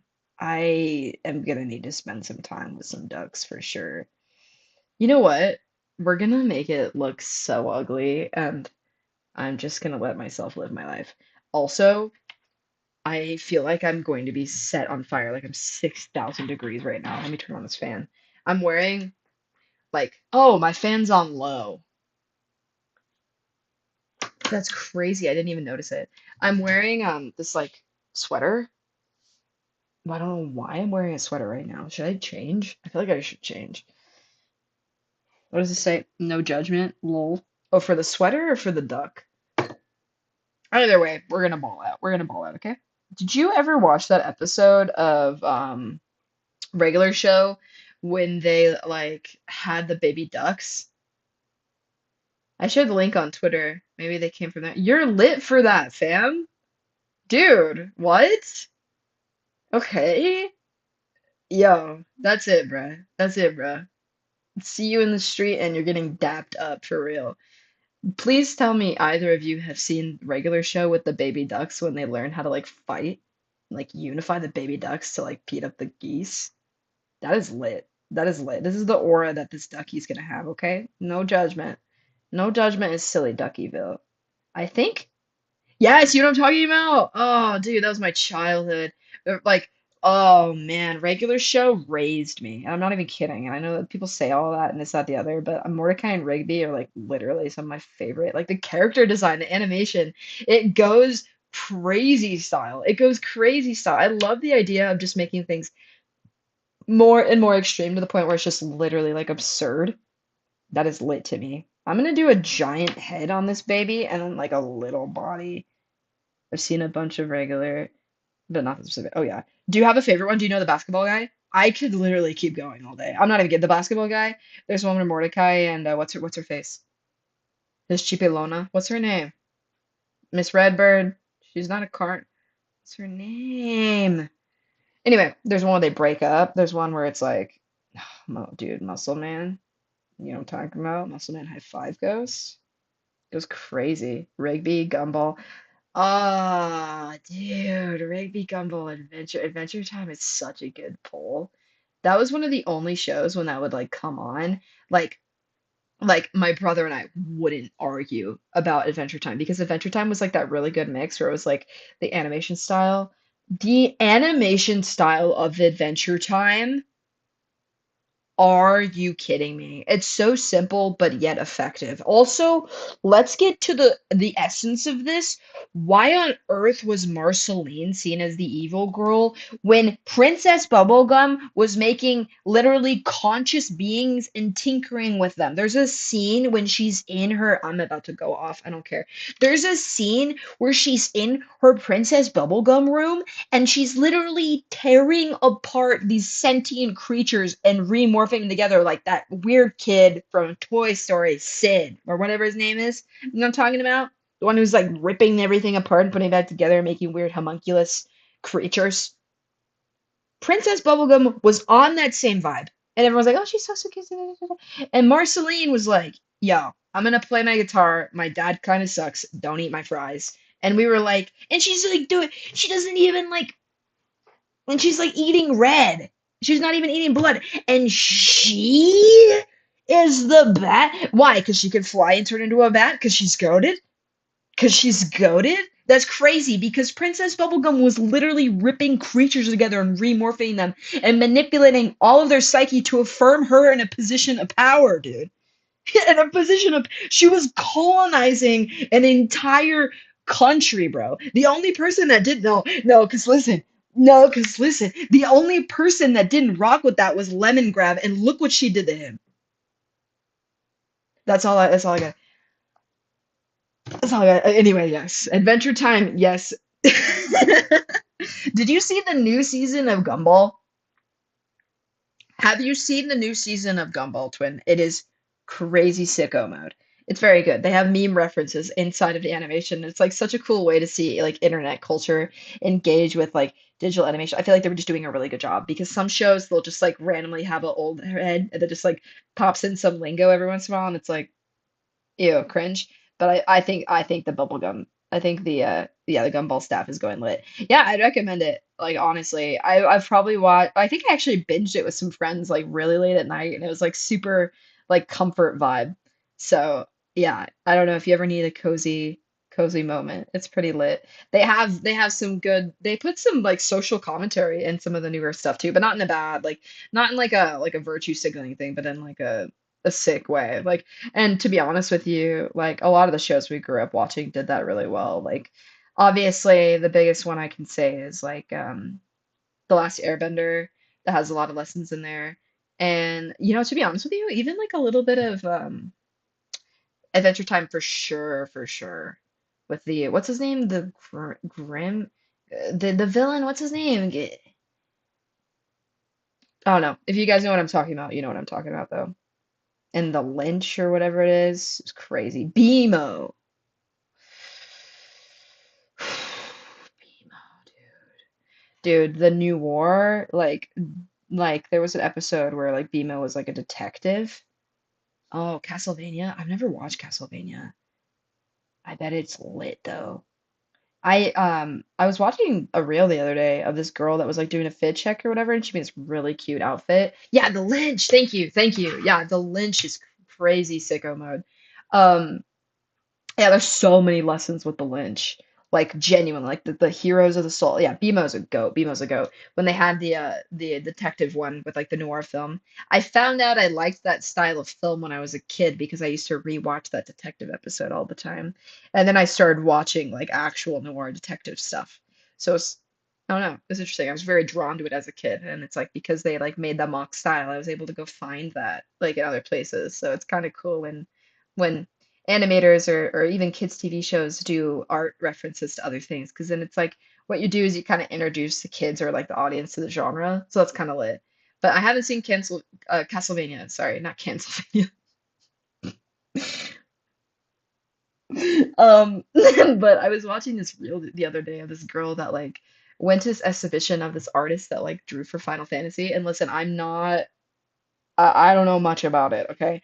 But the art was so sick. And she did like a little tour of the gallery. The video was in Spanish, but I caught most of it, and her outfit was fire, and I literally was so inspired. But it's similar to like the Castlevania art style, and I wonder if that artist has also worked on it too. Who knows, bro? Who knows? When I was in London, I really wanted to see Yoshimoto Nara, who's like one of my favorite painters ever. He does like the really cute paintings of girls like on bikes with like cat hats, and they're all like Japanese and really cute, and they have big eyes.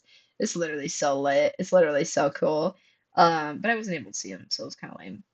Dude, I am not doing so good on the ducky front right now. Okay? Well, we're not doing so good on the duckling front, okay? We're having a great time talking about cartoons though. That's fun. I'm having a great time. Do you guys have anything you're watching now? Or like any pulls from your childhood, from your archive? I'm really curious now. Like what else people would watch. I remember there was like Codename Kids Next Door that people used to be into.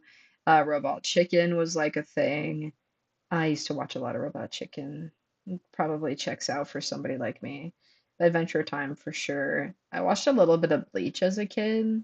I don't know why. I just liked the art style. I couldn't even remember what it was about. This is not.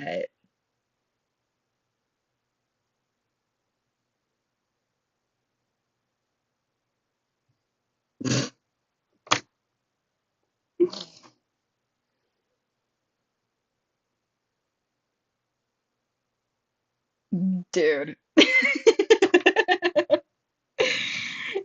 Making things on the live stream is way harder.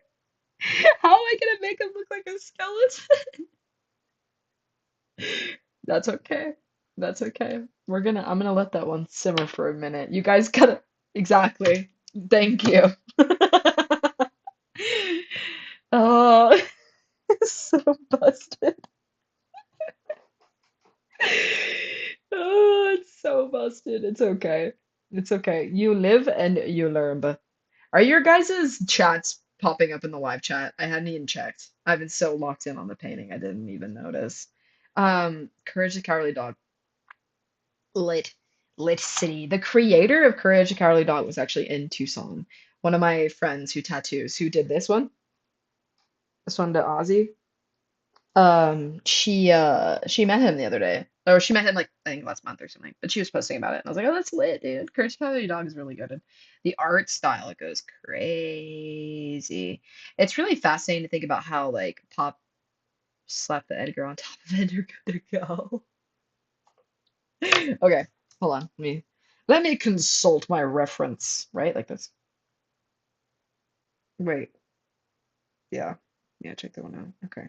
Should I do the Edgar and the eyeliner? For real? Okay, okay, okay. All right. Right. Oh, that's me turning on my brain. So listen, I'm gonna have to paint it in like reverse because it's like white. So I'm gonna hit a layer of white on it, and then I'm gonna go back over with black, and it's gonna make sense. Okay, we're gonna make that happen. But yeah, it's pretty nuts, like to be able to make a project and have an idea and do like character design, and then have it like basically like become something for the zeitgeist, and then it just becomes like an integral part of people's memory and like their childhood. Just so cool. That's the coolest thing about like cartoon and art in that form is like honestly it makes a lot of memories. People can have positive connections with it, which is really sick. Okay, okay, okay. I got the white base down.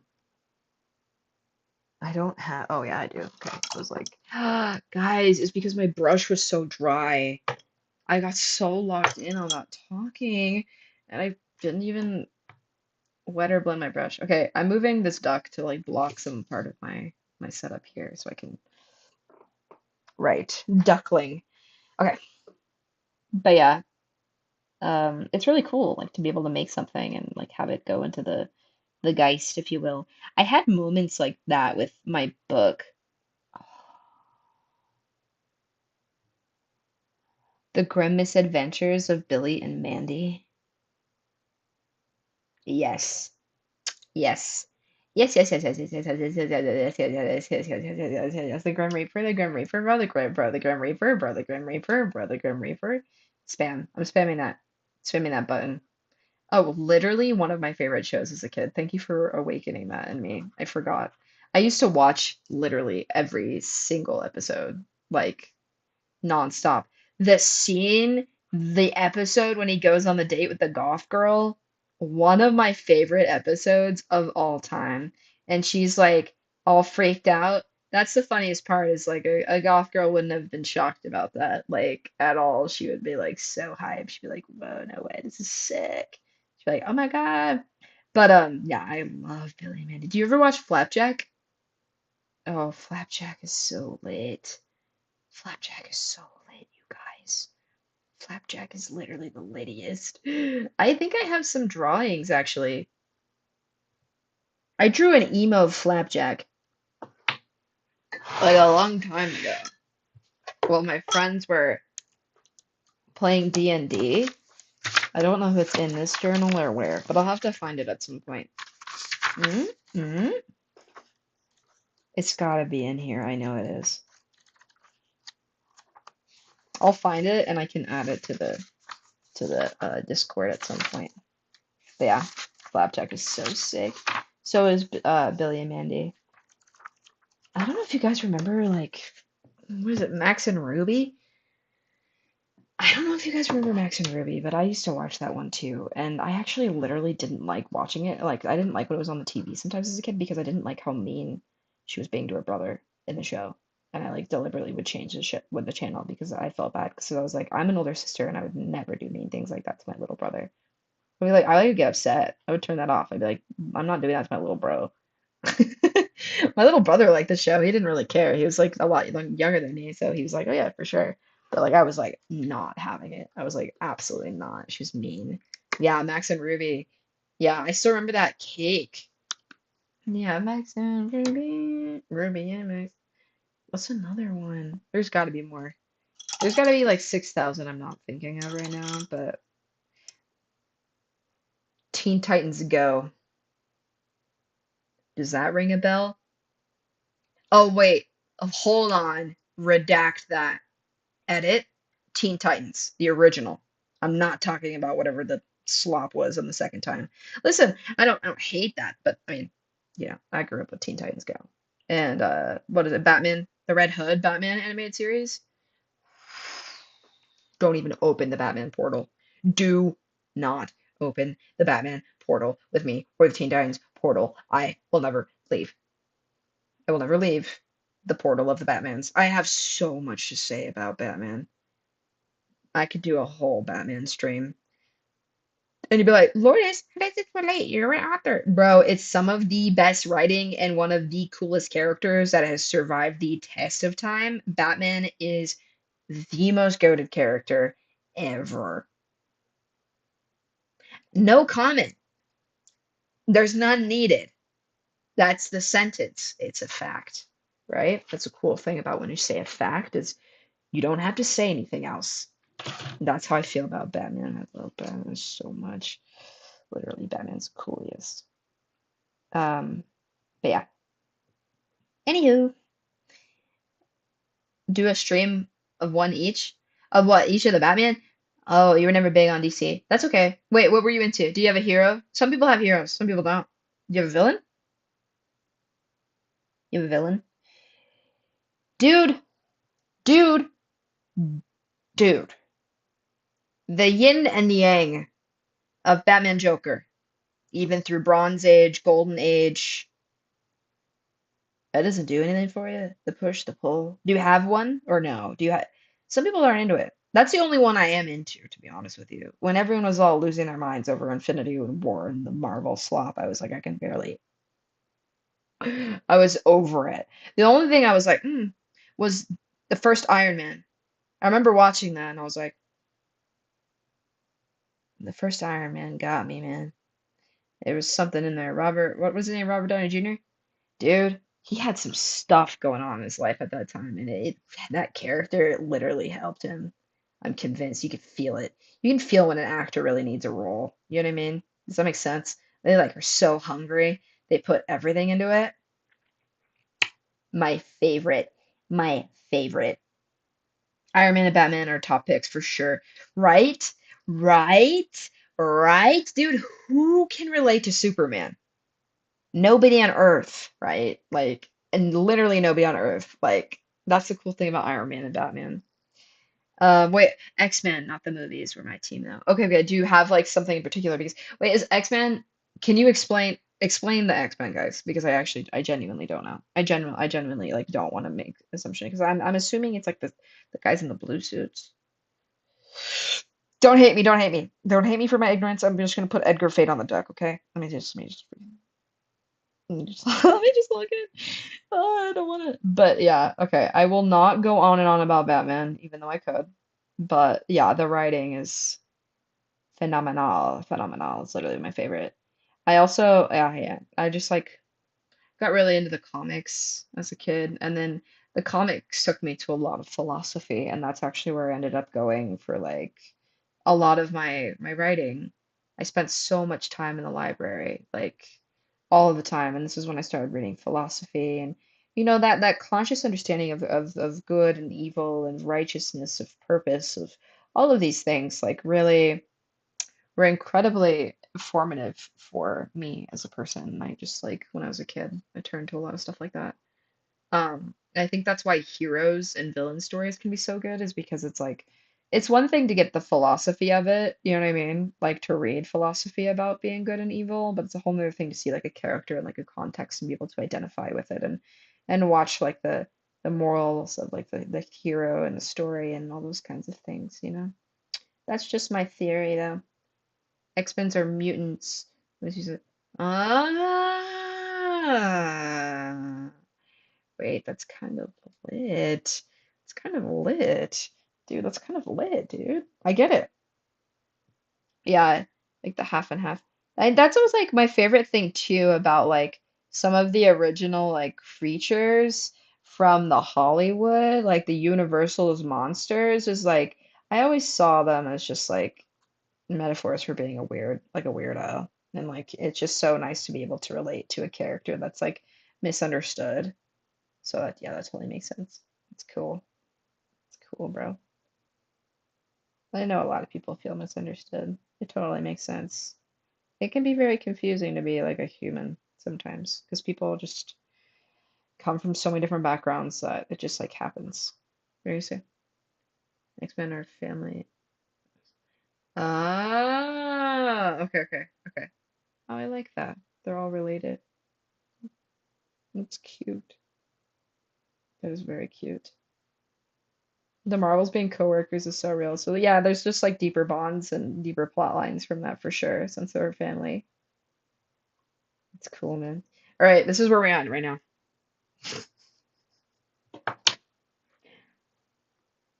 All right, all right. Are you guys glad I write books? 'Cause what is that? Wait, hold on. Okay, wait. I'm gonna hold it up like a makeup person. Looks like- You are a kind person. You are kind. You are kind. I will definitely have to check out X-Men. Oh, there's a spot in the canvas I didn't even get. Guys, can you believe we're at 2 hours and 5 minutes? I've done this and I've read, so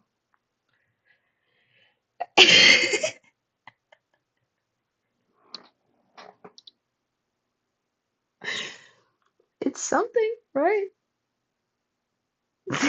Okay, whatever, bro. Whatever, bro. We did it. We tried. I can't really make him look like a skeleton though. I mean, this is the reference, okay? So, yeah, it's lit over here.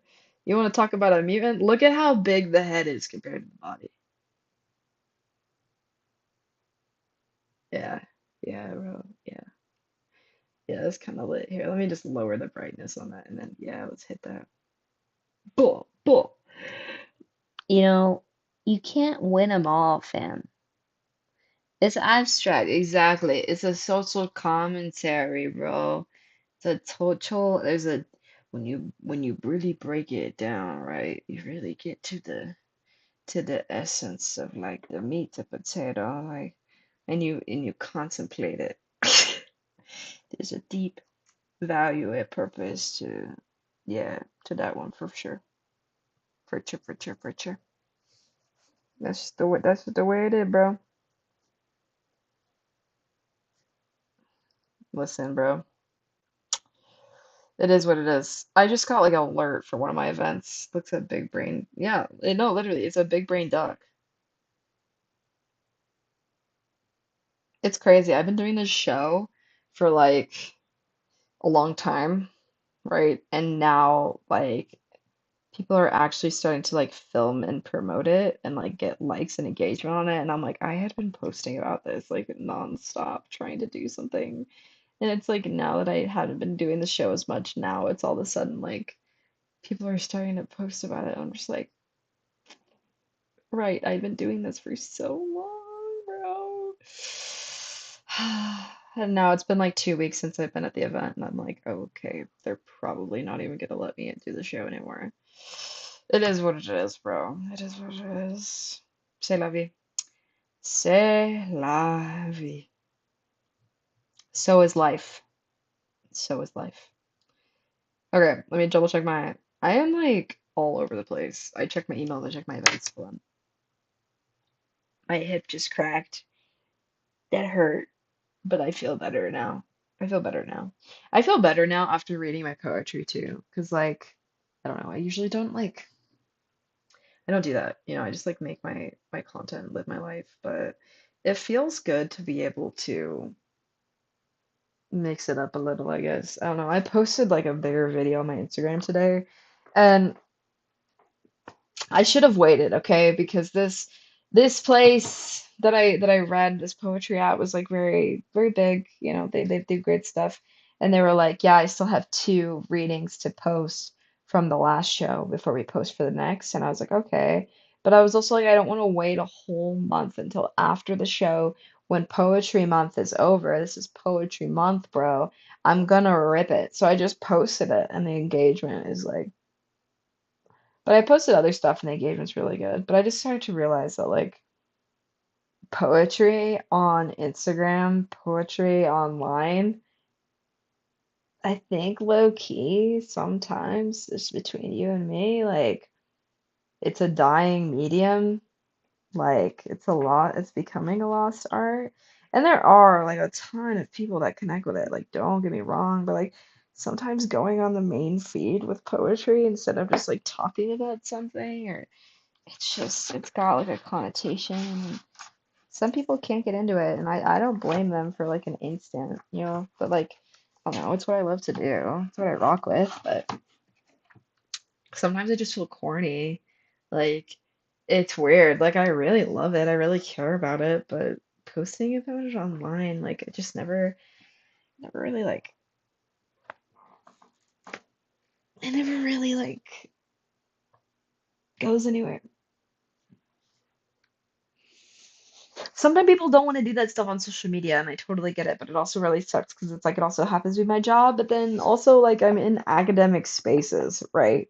Where it's easy for me to talk about this stuff and be in that bubble, but it's like I want people to be able to hear my stuff all the time. I'm overthinking it, low key. I really am. But it's because I care. Like, it's different when you're just posting something for fun and then somebody can like laugh and like share it or whatever, versus like when you're speaking from like the soul. Like I get it. You know what I mean? Because it's like if you're therapy posting online, some people are like, you're posting that for free. But it's like, I'm not saying things overly personal. You feel like you see a lot of poetry accounts? I'm glad, dude. I'm glad. That makes me lit. Oh, that's good. I'm saying it is a good. I think I have a little bit of a wound around it where I'm like, dude, they're not like I get shy because it's like I'll post something when I'm really confident and I'm like whatever and just off the cuff and it does really well, right? Like I've posted good content. Like a lot of them have either still pictures or animations, maybe that helps with them. Yeah, that totally makes sense. I've posted like my work itself, like just photos and like a still. They do okay, but like the biggest content is usually just me talking. Like that does well. And I don't feel a certain way about it. You know what I mean? Like, but I mean like the sometimes it just doesn't hit. People don't want to hear it. So it's kind of a fine line. And it's weird because it's like I'll post like, dude, if I do a photo shoot or a silly video, it does okay. Like it does great. You know what I mean? Like I am not gonna sit here and complain. Like I'm getting engagement on social media and I'm like, listen, that's pretty lit. That's pretty lit. I think I'm gonna post that longer video onto Instagram. That same one that I did with an introduction. I read an introduction too before ripping into the set. I just posted one part of the set online because I was like, whatever. But I think I'm gonna post the intro and the main one on YouTube tomorrow, and we'll see how it goes and just experiment. I think I'm just like a little really aware and I care a lot about it too. So it's like I'm checking in. I'm like, all right, here we go, man. Let's see what we doing. I'm like, and I go and I look at my feed and I'm like, 60 likes? What kind of popcorn, stale popcorn, cockroach at the end of the show, scuff shoe, chewed up gum vibe am I looking at? Like I'm like, ew. Everyone's all neutral and weird.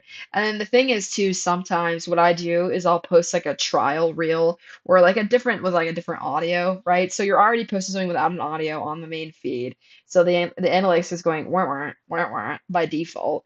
And I just noticed that like the bigger my account has gotten from other reviews, the more my like loyal like day one like even like homies like people switch up like things get weird and I don't mean it in a bad way but like people I think get sick of seeing your posts and hearing your voice all the time if they're like just following you because you're friends and they don't really want to see your stuff or they're just like passively scrolling. But like I noticed that like when I post on my main feed instead of trials reels, the engagement's so less and that actual strangers are way more likely to engage with my stuff or people that haven't seen my page before are way more likely to engage with it for the first time because there's some novelty there, right? It's like the first time you've ever seen somebody's face, right? Like you're gonna pay attention a little bit more versus maybe the 147th time you've seen them post like this year. You know what I mean? Like I'm sure some people just get content fatigue. Gotta get to bed. Have a nice night. Thanks for the stream and long live Edgar Duck. Yeah, long live Edgar Duck. Long live Edgar Duck. Long live. Yeah, thanks for joining the Discord and hanging around too. I appreciate it, man. That's lit. Yeah, we'll do more stuff like this. I think I'm gonna do some more laid back ones. I've been reading my work, but it's just stressing me out. So I'm just gonna read a few pages for the next stream, and then we'll just get into more painting. I'll just ask people what I should paint, and we'll see what ends up happening. But yeah, have a good night. But yeah, there's lots of poetry clips for sure on Instagram. I definitely know. I like feel weird about TikTok, bruh. Like people had fled TikTok for a while, and I don't know if people are actually going back or not. Like, how often do you use it? Because I don't know. It's probably one of the last social media ones I haven't been posting on recently. I'm like Instagram first for sure. And then after Instagram is like honestly my website and now Twitch. I've been pushing Twitch and I've been on YouTube. I am so grateful that I posted just a few reels before like AI YouTube became a thing, because then I was able to at least just build like a few thousand, even though literally nobody interacts with my stuff. Like my views have done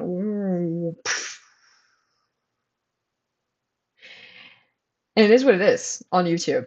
But the cool thing is I was like, I don't have to edit it as much to do upload a longer video or do stuff like that if I just do Twitch and then live stream on YouTube. And then I was like, people can even clip my stuff like while I stream here on Twitch. And also, I'm like a yapasaurus. I'm like a yapasaurus. So like sometimes my Instagram stories is not enough time for me to talk to people about things like not enough time to like live my life. You know what I mean? And like actually like talk about silly stuff and I don't know. I felt like Twitch, the community is like way more chill, and like way more like niche pilled friendly, where it's like if you specialize in a niche, there like more people are likely to rock with you. Because sometimes on Instagram, people are like, whatever, whatever. Same thing with YouTube. It's like you scroll through, and most people want to watch like a document. That's me. I like to watch like the documentary nerdy stuff. Like I love Channel 5. I love like a bunch of journalists, and I love like when a oh dude when they get like a neuroscientist or like a mega nerd to just like riff off the cuff about something they've been writing about. Primo. I like using YouTube for like educational. I used to use when I post on my page, like I used to like go in being like, let's do a bake with me. Let's do a shopping thing. And I was like, I'm not doing that anymore. Like I was like, I'm just gonna post my work on there. Because people be asking me, they're like, where's your audiobook? Are you doing a live stream reading? So I was like, say less. So I did like a live stream book release on YouTube. I did that post on that. I've done my actual readings at like larger events, and I was like, let me not do an audiobook. Let me stream read on here on Twitch and then just post it on YouTube. Because I was like, then I don't have to edit as much. Then it's kind of more fun and engaging. It's more off the cuff. And to be honest with you, they can get a sample of the work, maybe listen to me, my voice a little bit, listen to how I talk about it, do some interludes between. And like, I don't know, if they rock with it, then they can go find out where to get it. You know what I mean? The local stuff or online. feralghoulfriend.com. But like, no, genuinely. And when it comes to TikTok, that's kind of how I feel too. Like I'm kind of just on the fence about TikTok, man. Like I feel like a few years ago, TikTok was like the thing. Everyone was like, "Oh yeah, TikTok." And then low key, I feel like it was like tung tung tung sukur, like the baby brain rot. Like yeah, that was on Instagram, but I feel like TikTok really like Dubai chocolate did viral on TikTok, Stanley Cup, this, that, the other, micro trend, like blah blah blah blah blah blah blah blah blah blah blah blah blah blah blah. And it's like people, I don't know, I just got tired of it and I left that. Because I was so sick of people being like, this is the viral Diet Coke, let's try. And then they'd be like, yeah, it's Diet Coke. You better run, not walk. And then people be like, "Whoa, did you try the Diet Coke trend?" And I'm just sitting there like, bruh, we are in our 20s. Like,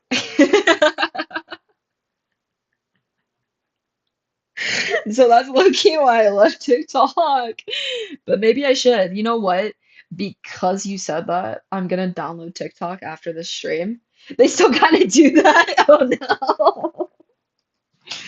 Guys, this is the viral Pro Dolore Latin ancient bottle that I hold my paintings in. Run that walk to the viral painting holder. Yeah, no, literally, yeah. I can't handle it. Like the influencer brain rot is so real. I have a little bit of it sometimes. Like to be honest with you, I know when I do a video, I have to have a hook. Like you have to have a little something, you gotta have a little premise, you gotta have a little shtick, a little phrase, a little term, a little something that sticks in their head because it won't like just be like, huh? Like if I were about to be like, hi, my name is Lourdes Leiner and I publish books. And I've had some things happen in my life and I've used poetry to get through it. And here is my collection. And instead, like what I do is I'm like, not kidding. I'm like, oh yeah, I'm an evil daughter. I'm going to this dinner and I make these books and I'm so evil. And then people are like, yeah, that's funny because obviously, duh, she's not evil. Obviously, duh, she's being silly about having like trauma, but also like she's still hardworking. Like she's still like an adult. She's still like not infantilizing herself or hopping on a trend. She's just being ironic, like having a little bit of meta. And that does better. Like I talk that way. I live that way. I think it's funny. You know what I mean? Like I like it. And people like that find me. But I just kind of sometimes notice yeah, it's like the wall on TikTok of the way that they engage with you. It's like they kind of talk to you like you're a kid. Where they're like, let's try the no, literally I'm evil. Evil. Evil. Yeah, literally so evil. No, I have some stuff going viral right now of me joking about being evil. Like, and it's literally just because of the like Marceline effect, where it's like I just wear black clothes, I just put on eyeliner, and boom, evil. It's kind of easy, honestly, to be a loud girl in black clothes, and they're like, witch, what? It's a little bit of that. So I laugh at it, like I riff with it. Because some people really do like freak out with me, especially when they see the tattoos and stuff like that. Like, and I don't, you know what I mean? Like, I look the way I look. Like, I am the way I am. This is what I like. This is what I like. This is who I am. So I joke about it. But yeah, like I just notice on TikTok sometimes they talk to you like if you're a kid, and I don't really like it. Like they dumb themselves down, I think, a little bit too much. I think that's what it is. And it's because it's just the short attention span, and they're trying to be like all, all, all cool, I guess.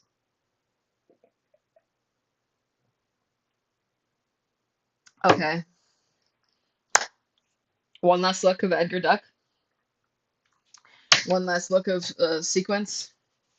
But I'm gonna finish reading this probably over the next like two streams that I do. I'm debating if I'm gonna stream tomorrow. I may take a break. I'm not sure. I've posted for 3 days in a row. I don't know if it's like a daily thing you need to do on Twitch or if like it's a scheduled thing you need to do on Twitch. Maybe I'll just stream this whole week and see, and then I'll ask like people as they come in, like the people are more familiar because this is learning curve. This is my third stream. Can you believe that? Also, speaking of, check out this, right? That's where my browser would go for me to show you things. Also, dude, where's the other one? This is like the, yeah, this is the open screen. It's kind of lit, huh? This is the chat one that I had earlier. So yeah, I like worked on getting all this together. I don't know, like the chat box, I hope it's working. Fingers crossed, right? We got all the widgets set up, we got all the cool things. Um, like check out this one. This is my Be Right Back one. And it goes through this. Oh, it's so cool. Yeah, okay, let me go back to me. I think this is the right one. I'm not sure. We're about to find out, fam. Yeah. Actually, I want to do the chat one just in case people want to see chat. I know, right? Isn't it? It's kind of lit. It's kind of lit, right?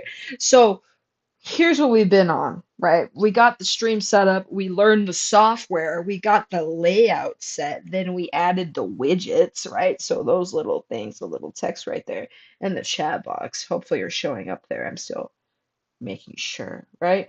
But we got all that set up. Now I just gotta add more music, like as I keep going. And each time it'll get better. It'll get bigger. You know, I'll get my royalty free music so I don't get copyright on YouTube. Okay, it shows up.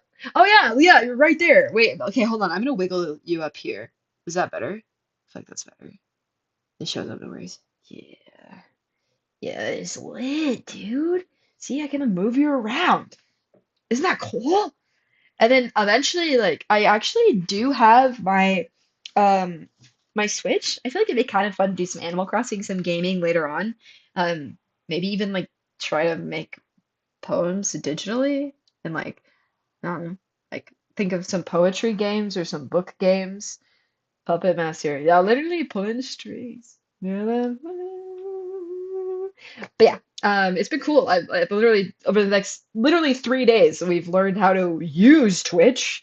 I built a throne so people can like donate to me because I want to save up to get a Sony camera so I can do film and to get a vlog cam and get it really like because I'm using like a desk light right now and my desktop light, and I know a lot of people are streaming from like a Sony setup with like a sick light and like a sick mic. So I set up all of those things like over there. I was like, hey guys, like listen, I don't have like an extra like 3 grand to get this started, but let me at least get consistent with it first, learn how all this works, and then we can talk about that later. Because I want to do like some artsier stuff, like more and more. I want to like do like short films based off my books, maybe cast some people, get some script writing and do very like theatrical fun things. But for now it's like I gotta learn the bones, right? I also want to get some props. I even was like, dude, I want to get some costumes. I want to do themed stuff. Like it'd be so funny to do like a clown theme and I'm dressed up like a clown and we're like playing clown games or like doing something crazy. Like I'll get better at it like as we keep going. But for now it's just gonna be consistency and learning this. So far we've set up all of these like animations, all the visuals, like all on me. It wasn't really that hard. I finally made a Twitter and started doing stuff on Twitter because I know it's like Twitter, Throne, and Discord and Twitch are like all best friends. And I like this crowd. Like people want to have conversations. They want to have more passive styles of engaging in content. And I relate to that because I feel the same way too as somebody that makes it. Like I don't want to sit here and have to do like a hook and like a plot system. Hi, welcome to the chat. Yeah, we're just talking about content right now. This is my third stream ever. So we were talking about transitions and the chat box that got set up and all the visuals. And I was just saying, like, I want to get more music going. I want to keep building it. Like, this is my third day streaming. So I'm going all throughout this week and then see what I learn. So I'm like saving up to buy equipment for the setup and so we can play some games, so we can do like mukbangs, we can read my books. I started today's reading by reading my book and then we did a silly painting. I'll show you of this duck. I'm enjoying it. Yeah, people have been really nice. Thank you for asking. I like this crowd a lot more than Instagram. A Halloween stream? Dude.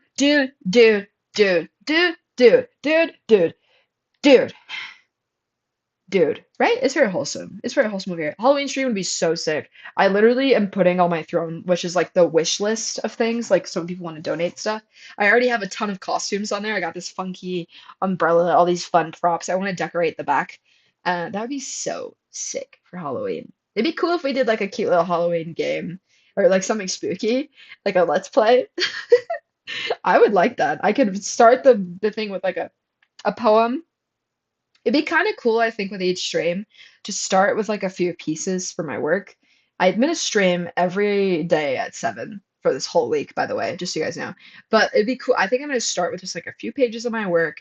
We will do a little bit of painting and then we'll do a little bit of gaming just to break it up a little bit. Because I feel like that'd be kind of fun. Because then I'll always be busy because I'm somebody that's like I don't know if you've heard it by now, but this is great because moving with the chat and doing stuff is really fun. But yeah, so we've built up like all these animations, all these backgrounds. So I'm saving up right now to get a camera. I actually have enough money to get it right now, but I don't have enough to do the lights or the setup or like the SD card or other things. So I'm like waiting to make sure I can get all of it at the same time. Because it's like, what's the point of having a camera if you don't even have the storage for it or like good lighting? You know what I mean? You know what I'm saying? Halloween is the only time of year that the weather's nice. No, where are you from? Are you from here? Are you from Arizona? I'm saying here like you know where here is. Are you from Arizona? Where's your location? What are you in a state? What country? Hmm? What is your native language, twin? What is your lineage? Hmm? I'm curious. But yeah, put it in the chat. You're from Canada? We have a Canadian in the chat. Let's go. That's why you're so nice. That's so sick, dude. Seriously, how cold does it get in your winter? For context, I live in the desert. I'm Indian, but I've been here for 5. Dude, that's so sick. Do you have the name of your wait. Okay. Wait, that's so sick. Hello, Canada. Welcome, Canada. I'm from Tucson, Arizona, the Southwest. I'm from the desert. So we have very opposite climates. I was gonna ask, how cold does it get in the winter? You've been there for 5 years. How do you like living in Canada? Is there literally cliches of people being shy or like nice? Yeah, also hello. Sorry, I got very hype because I'm from a place that's very hot and a lot of people here are nice, kind of. We also have very mean people. It's kind of like the Wild West, a little bit still. Really rough to adjust when I first came here. Yeah. Was it the chains of just like one, the move, and like two, the climate or culture? Oh, I was getting used to the cold. You're literally so brave. Can I, what's the temperature right now? It's 60 degrees right now. 60 degrees. Wait, do you guys use Celsius? What's 60 degrees in Celsius? 15.56 Celsius at night. What's 115 degrees Celsius? 115 degrees Celsius is Oh, 200. I did that the wrong way. What's 115 degrees Fahrenheit into Celsius? 115 degrees Fahrenheit is 46.11 degrees Celsius. 46.1 degrees Fahrenheit. Okay, that is how hot our summers get. Yeah, it's 15 Celsius at night and I'm in a sweater. Can you believe? But yeah, what was the other Celsius thing? Anyway, it gets very hot here. So I can't relate to you about the cold. Yeah, there it is. See, we had to get it to the Celsius so we can have it the Canadian. I'm not adjusting to that cold because I'm over here spicy. Muy caliente, okay? Mexican American, bro. It's spicy over here. We're sassy. I think it's because of the climate. We get irritated. But I bet the cold, dude. Ooh, I bet you feel that in your bones. No, no, no. Respectfully, respectfully, you are very brave. Also, I can't do it. I can't do it because you see me. I'm in a sweater with 15 Celsius at night. I'm used to the heat. I'm used to the heat. It's crazy though. I respect you. I respect you at your joints. I bet you shovel the snow. You clean out the driveway. You seem like a chill person, pun intended. I'm definitely, I'm definitely somebody adjusted to a warm climate. Okay, okay, okay. It must follow me. Yeah, no, follow, follow. Yeah, I'm streaming all throughout the week. We're learning how to do stuff all the time. I want to show you something. Okay, I want you to look at this transition. Oh, are you kidding me? Watch how it. Yeah. It's no Marvel budget, but it's something, right? I know. Just wait till I get that Sony and that light set up with that crispy mic. Just wait till we do a Halloween Let's Play. Just wait. Just wait till you see the paintings. Check out this one. That one's mine, by the way.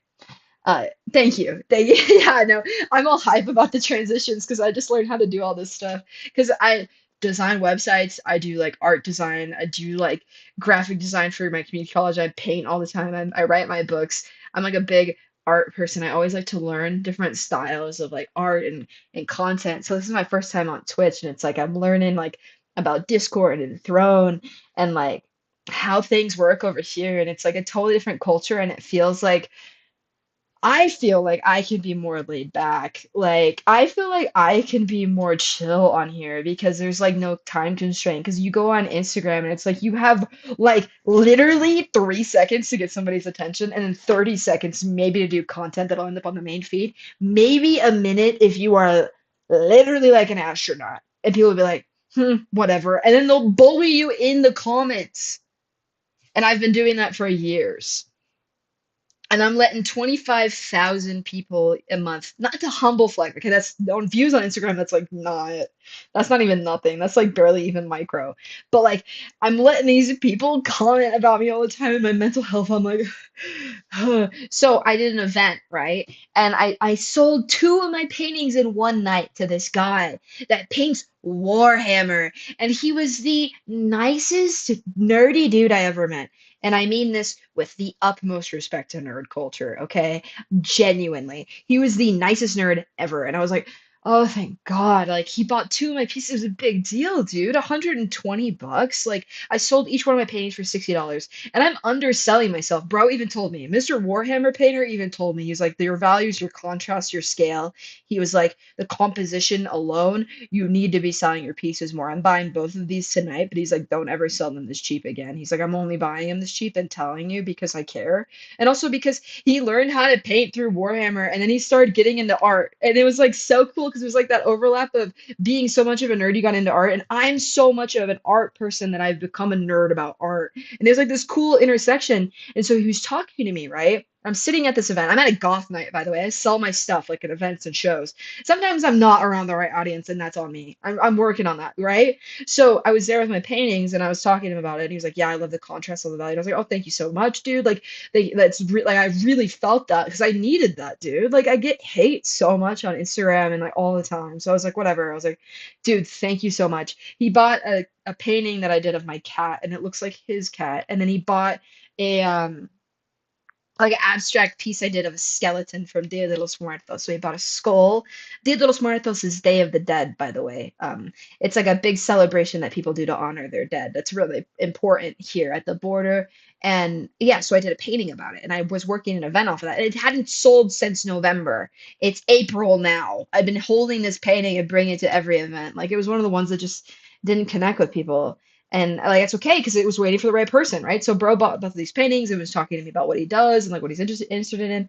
And I watched one of his streams of him painting Warhammer like on Twitch. He had like these big glasses on and he was like so locked in.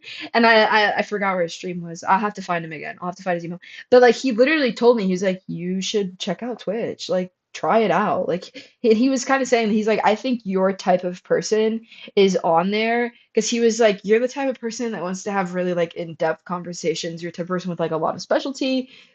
And I was talking to him, I was like, yeah, dude, I'm also like really sensitive. Like I care a lot about my stuff. Like I really put a lot of thought and care into what I do. And he's like, yeah, I'm the same with my miniatures. Like it's a serious passion of mine. Like, hold on, let me just get a sippy.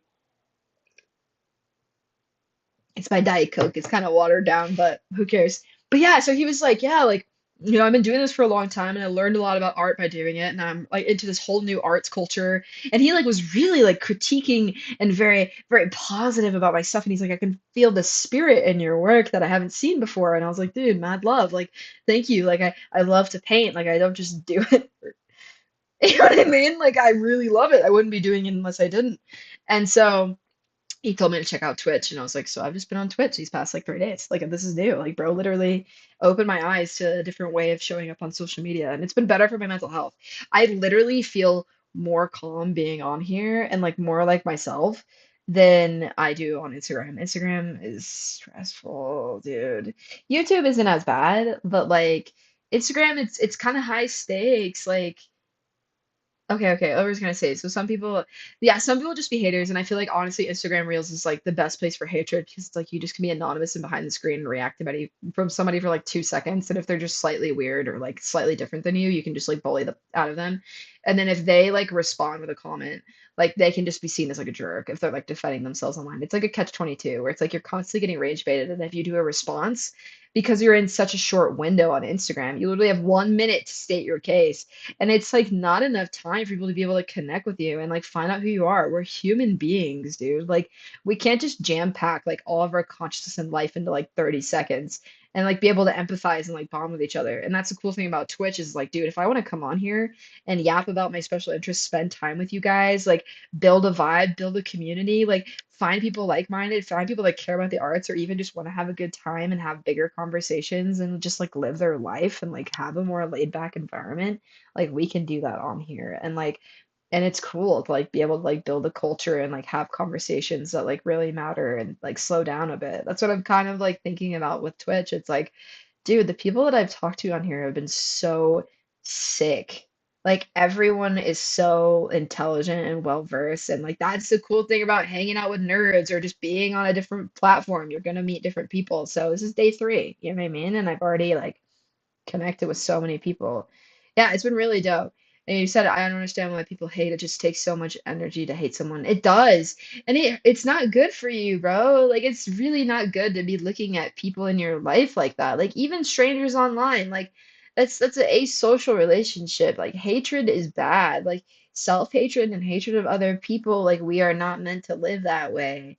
We're meant to love and take care of each other. Like we've survived by being in communities, dude. Like isolation is not good for social creatures, and hate is an antisocial behavior, and it doesn't get you anywhere. It just makes your life worse and the people around you too. Yeah, miniatures are really cool. I've literally been watching him like I've been watching a lot of people paint miniatures and like get into that world and like I'm just glad. I'm just glad people have something that helps them relax and something they care about. Yeah, some people ooze positivity. The guy that did that, because it's like he's got a hobby, he's got something he loves, he's got like a community, he's got people he's trust, like he's bro's joy maxing, bro. His whimsy maxing, like his cortisol is low. And it was so nice to meet him, especially in that club at the event, because it's like I do goth nights all the time. And like I am always busy doing shows and hanging out with people. And listen, I'm gonna be real with you. The club scene can be toxic, dude. There can be a lot of people that are struggling with addiction, drinking to get away from their problems, dancing. And there's some people that genuinely just go there to cut loose too. So you're getting like a real mixed bag. And you're getting like a real mixed environment too, because the music's pumping. You got people that are just barely checking out a gospel. You got the diehards there. It's like a whole club and culture, right? And I sit there with my books, I've always done since like the beginning of these shows, just like riffing off the cuff people, talking, building culture, because that's how I like to do my thing, dude. I don't just go there to pitch my stuff and sell to people. Like, I like to participate in the culture in my way as an artist because I know that's what's important to a movement. It's more than just music, man. It's more than just clothes. It's a way of thinking, it's a way of living, it's a way of breathing as an artist. And it's like you got to be tuned in. Like, the more walks of life that I find, the more that I'm be able to do stuff on the human experience and like be able to connect with people and build something valuable. Like, yeah, Instagram is full of either just really weird or creepy people or just hate. Yeah, exactly. It's like an extremism chamber, and I didn't realize it like until I just decided to try a different platform for a while that I was like, gulp. Like I was like, dude, this has been in my brain so much. Maybe that's why I'm feeling like garbo about myself. Maybe that's why I'm waking up and thinking of all the ways I need to lose weight, make money, and like not be a chud. Like I don't know. And it's good to be critical of yourself, but also like when you engage with those things all the time and you're like always in this like this cycle and it's like an echo chamber, it's just not good for you. Especially when there's like so many haters and it's one thing if you're absorbing the content, it's a whole other thing when you're making the content because then you could be on the receiving end of like whatever and it kind of feels like on formats like that like if there's something you really don't like you could just have like the block or delete button but it's still going in your brain like it's still like hurt still hurts, man. It doesn't matter if it's somebody saying they hate you through a screen or somebody saying in a chat box. Like hate is not good. I get very small amounts and I'm very glad. Like it's very minimal. But the things they do say are just like really bad comments about women or just, like I get it because I wear all black, I got the gothic thing. Like there's a lot of ways to hate on a girl that's weird. But it just hurts. Like I don't like it. So Twitch has been chill being yourself around people you can vibe with is therapeutic. Exactly, exactly. Yeah, it's just good to be able to not like, how when you're like hanging out with people you like start thinking about yourself in the third person and you start worrying about how you're being perceived by other people and you get like really hyper aware of your surroundings and you feel danger. Like when you look at a picture of a snake, it's good to be thinking about the third person in your relation to the snake because it's like your relation to a dangerous object. And you're like, okay, let me get out of here. I'm going to defend myself, right? But when you think that way around other humans, and yes, some humans can be dangerous, but it separates you from them and it's like you don't feel safe enough to think about things in the first person and just think about like what you're saying and be yourself. Literally focus on yourself when you're talking because you're so worried about other people. And it's like a fight or flight thing. So I get what you mean. And it does feel therapeutic to like put your guard down. You know what I mean? Not have to be on guard. And that's kind of how I'm feeling on here. It's like because I have enough time to sit down and be like, if I'm gonna say something that maybe even is like a hot take, we're gonna chat about it. You know what I mean? Like there's gonna be a back and forth. There's gonna be like some more time for me to say what I need to say, and I don't just have 30 seconds. You know what I mean? Someone isn't just making an opinion of me and then choosing to hate me or love me or comment or delete or block or report or send or this, that, the other in like 3 seconds. You know what I mean? Like I have more time to like get it out. So yeah, it really is therapeutic. I've been learning social media for a bit now. I get profoundly confused a lot of the time, but then I find streamers like you, which helps some people who are just walking around. Yeah, like they're literally in fight or flight because they're caught up in that too. They're like stuck in it. So it's like this spinny thing too, or it's kind of like the hamster on the wheel where they're just like so like erratic that they're like so reactive to everything. And it's not good for them either. They've probably just been on the feed too long if you want the truth. They probably haven't just like taken a moment to be like, whoa. And for me, dude, this is where I am so grateful. Not to pull the people my generation card or the way I grew up, but I am grateful as a weird girl that I had to go through really jacked up things, right? I'm glad I got bullied. I didn't like it, but I'm glad I did. I'm glad I had some bad things happen in my life, and I'm glad I survived all these things because I'm gonna tell you right now, the only thing that got me through it was my art. It's the only reason why I do it. It gets me out of that fight or flight headspace and into this like deeper mode of thinking, this like very metaphysical awareness and intention with what I do. And I love that art is like one of those things like that you're creating something new. And it's kind of like an act of love to like yourself and the universe to bring and grow and build something and foster something and give. It's a giving. It's a giving. And that's my favorite thing about art is like I think it helps me and that's why it feels therapeutic too, is because you can put so much anger into something like this and you're not gonna hurt somebody. And then also you can put so much fear and pain or like discomfort, right? And it's not like obviously as an artist you can make hurtful pieces, but it's not gonna, it's not gonna have the same effect as somebody being an op in the comment section or somebody being freaky. Like, yeah, like art can help us a lot too, because then it can be a space for us to be able to talk.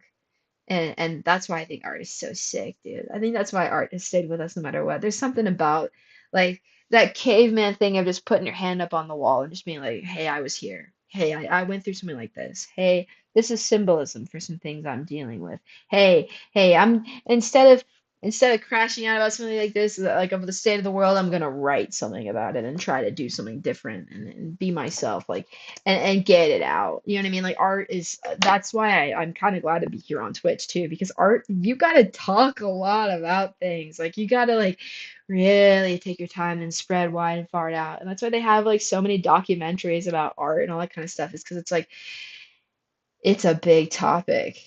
I was gonna say, I've heard things like that gives you perspective and we learn. And I'm glad that art helped you. It was art for me too. Yeah, exactly. Like it's just good to think about things like that in the digital form or in tangible form. And it's good to have hobbies and even just have interests. And yes, if they become careers, great, but also just to have it for you. Like you said, our past helped me make who we are today.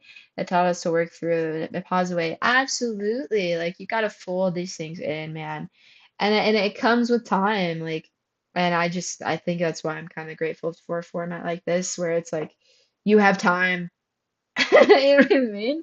Like you actually have time to like slow down and like chat with people and like build a culture and like talk about things that matter. So that's what I've been kind of noticing that's like different on here versus other formats, which is kind of sick. It's kind of sick. I don't know if like a lot of people have like, I guess I haven't explored that many like cross-talking things.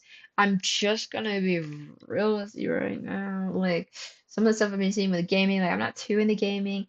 And there's been a lot of like e-girl culture that I've seen too, which is kind of lit. Like you do what you want. What is this? Cheap viewers, Streambo. Remove the space. Lit? Ban these ones. Dude, that's crazy. Cheap viewers. But they're cheap, you guys. I must. They're cheaper. I'm kidding. It's okay. Bot in the chat.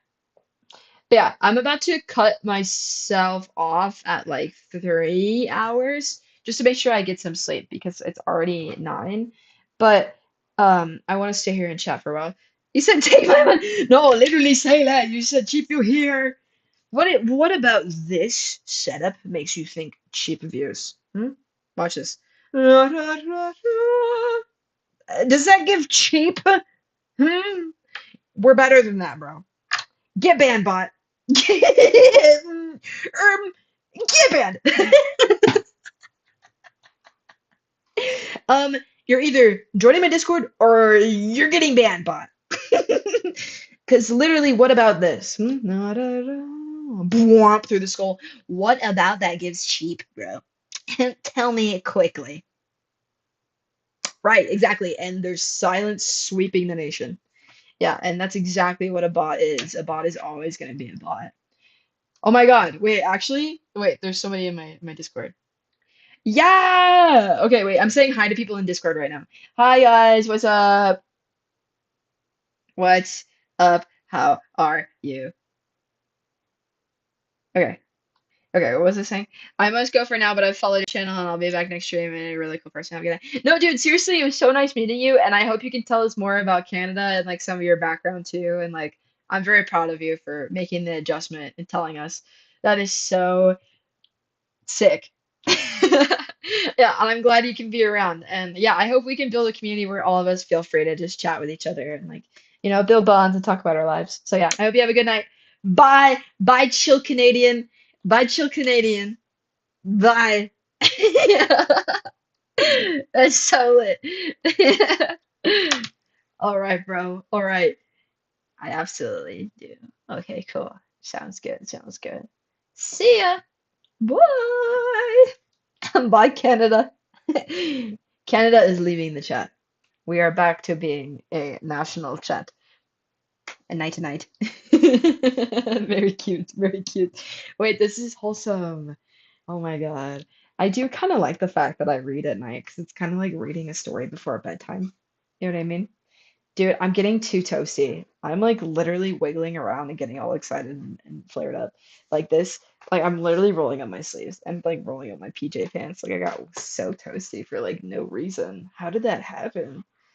Why am I so sweaty right now? I got like worked up, dude. Like I got excited. I got all hyped that a Canadian was in the chat because we're like international now. International in the chat. International in chat. Honestly, I think I just need to be less critical of myself on Instagram and realize that people are just going to be ops on there and people are just going to end up viewing your stuff and not liking it. I've just barely hit 100 likes on this reading. And to be honest with you, like so many people commented and I should just be grateful. Like I should literally just be grateful that I had the opportunity to do that and everything and the other, but it is what it is. It literally is what it is. I do get kind of sad though, because sometimes the ops really do be getting to me. Like, there were some opportunities that I had, like, I don't know, maybe I should just shut up about it.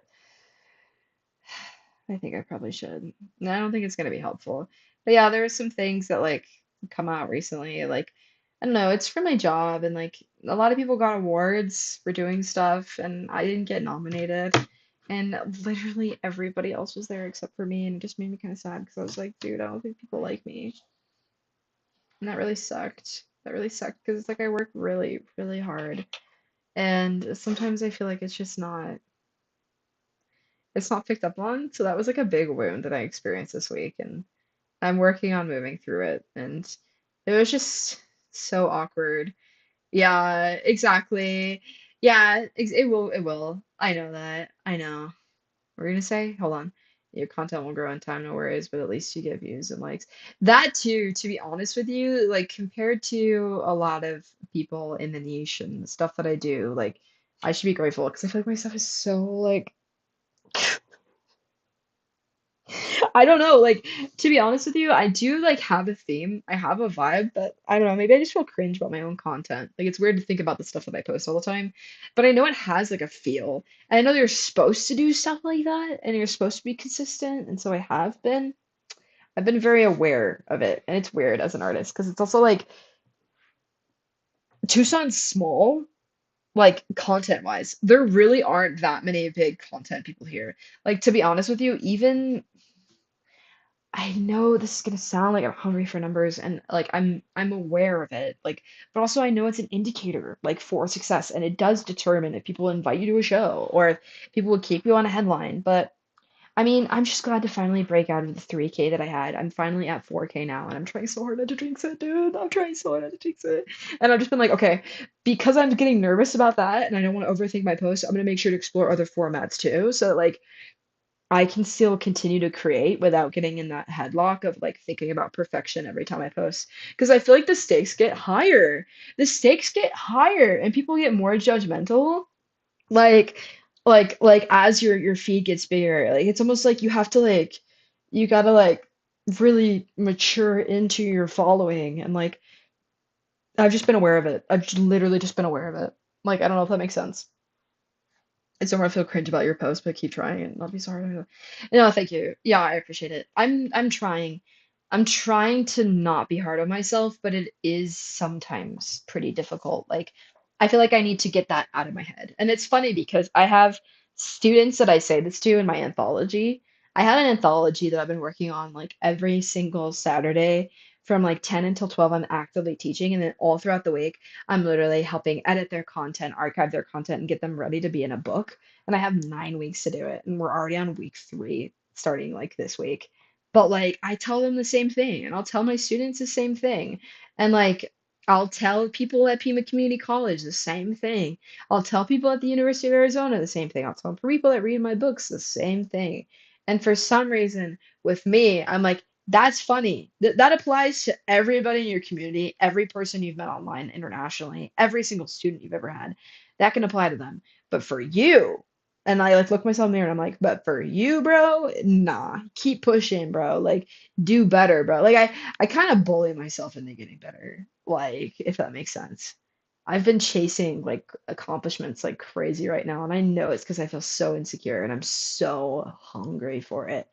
And I can't help it. Like it just comes across in the way I talk. It comes across in my work. Like I like feeling like you can set a goal and then you can conquer it and then you move forward.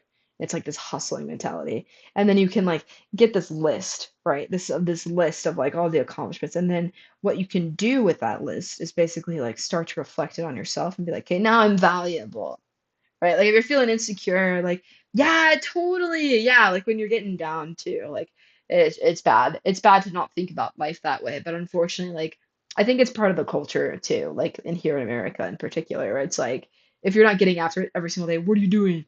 The hustle culture, rise and grind, rise and grind. What do you mean you're not the best at what you do? Then why even do it? You know, if you're not making money on it, da da da da, like da da da da da, like, and there's just like this like barking dog like in your ear all the time, like money, money, money, money, fame, fame, fame, money, money, money, power, power, power, power.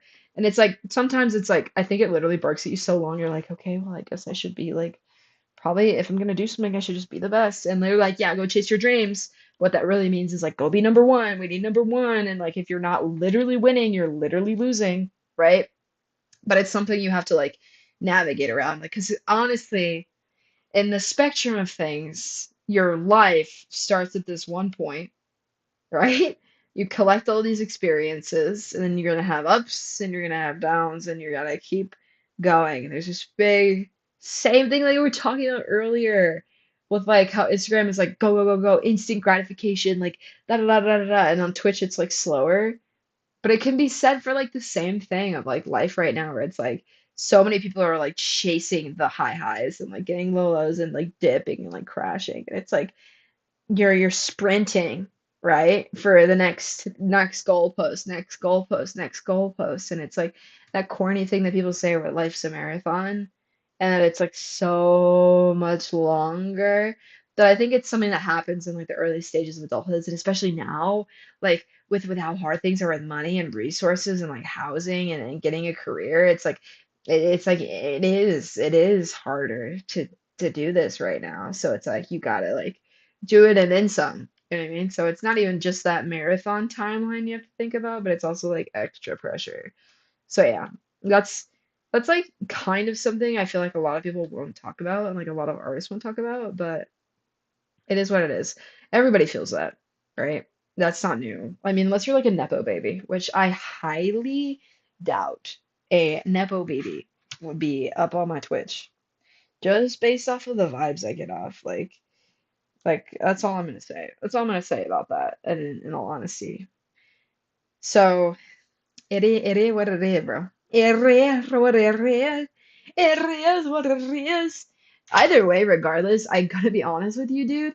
At least I get to be one of the artists that like goes down for being that person that's like with the raza. Like I am with the community. Like I be knowing these fools. I be taking care of these fools. I be going to their shows. I be watching their mama, their grandpappy, their aunt, their uncle, their cousin, the painting, the baby sister, the cousin. Like like at least I got that. And that's what I mean to say by building a culture. Because it's like, yeah, money comes, money goes. Attention comes, attention goes. Don't crash or fold. But like, dude, if you have people around you that trust you and love what you do and like respect you and see your passion that you have and like celebrate that and invite you into their space or show you something or put you on or like have you meet their family, eat their food, like dude, that's where I'm like, okay, that's real. Like when you get like the deep, deep connections of life and like your community and like everything together.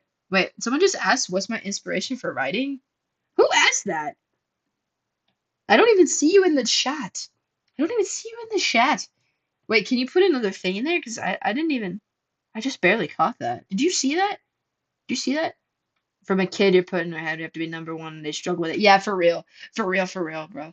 Like, and as a kid, we start putting expectations like, what's your dream? And the kid's like, I don't know. And then you're like, what do you mean you don't know? And they'll be like, well, I kind of like space. And they're like, well, you're going to go be an astronaut. And it's like, I watched that happen like in kindergarten environments, and I thought a lot about it. So I was like, dude, we really put a lot of pressure like on each other from a very early age, like way more. Yeah, yeah, yeah. You saw that? Who was that? I don't know. I don't know. They don't have any of my views anymore. But yeah, inspiration for running, I can talk about that all day. But yeah, thank you, Fool. Thank you for saying I'm an OG. I appreciate it. Well, I just started like really notice that like honestly a lot of stuff in life is fake and there's a lot of stuff that like we're lied to about and like it's better to like touch somebody's soul and feel that in yours than chase money or chase a name. And I think that's why I'm so sensitive about that reading, dude, because that's not just nothing. You know what I mean? That's not me chasing money or fame or that's my soul in that video. That's my soul in there. It's not that's not me looking cute for the camera and being like, let's do it, let's try. That's not me. Oh, let's make some cake pops today. That's not me doing a hot take for Instagram. That's a chunk of my soul I broke off and put up on that stage. And I was like, just do your thing. And I'm not even trying to be corny about it. Like that's how much I care about this stuff. Like it is in me. And I like tether it out and I connect with every person because of it. Because it's like I know if I'm not doing that work, like it's not even like if you're gonna be half about it, like don't even bother me with the whole story for real. For real. But yeah, I don't know who that was because they left the chat. They asked my inspiration. Yeah, you can hear it in your voice. I heard it kind of teared up a little. Yeah, with the spit it out. Yeah, man, like I'm not kidding. Like I genuinely am at this point, like I've been through so much as a person. And like I'm not even trying to do all the fucking trauma. Oh, I was cursed. Not good, not good. I don't know if it's gonna make it in the on the YouTube. But yeah, no, I've been through so much. I've been through so much that people don't even know about, that like people probably never will. And I'm not trying to be all like brooding Batman about it, but like it really is that deep. It really is that deep. And there's nothing wrong with that. And it's intense and it's fiery, but it's real. It's real deal, dude. And that's why I keep doing it. That's why I'll do it all day, dude. I've been up for so long. I just make content for the college, for the Tucson Poetry Festival. I'm booking all these shows. I'm doing these panels out in the Sonoran Writer Conference. I'm teaching in Phoenix while also working at Pima, doing my events, doing my shows, then streaming, then showing up on Instagram, then responding to every single DM, talking to every single person that's read every single book, signing every single copy, knowing about their brothers or uncles or cousins or sisters, the art institution, the history of this place, the history of that, learning about their culture, connecting with them like everywhere I go. And it's like it is that deep. It is that deep. And the more that we can be that deep, I feel like the better it'll be for all of us. I think the nicer the world will get, for real. Yeah, it's important to be that real. And I think that's probably why I was a little scared. Because I was like, oh shoot, man, like this is not me playing around right now. Like it's serious over here as a heart attack. But like with love, Like I'm not hating. But I looked it back and I was started to judge myself for it too. I started to regret it. I was like, oh man, that's a little intense. Yeah, we need more real stuff like this for real. Yeah, man, because it's like that's the reason why it's so hard for you to talk about. Well, I'm not saying you, but like you as in like an entity or a person, like you, like y'all. Like it's that's why it's hard for all of us to do stuff like that, is because nobody wants to be real.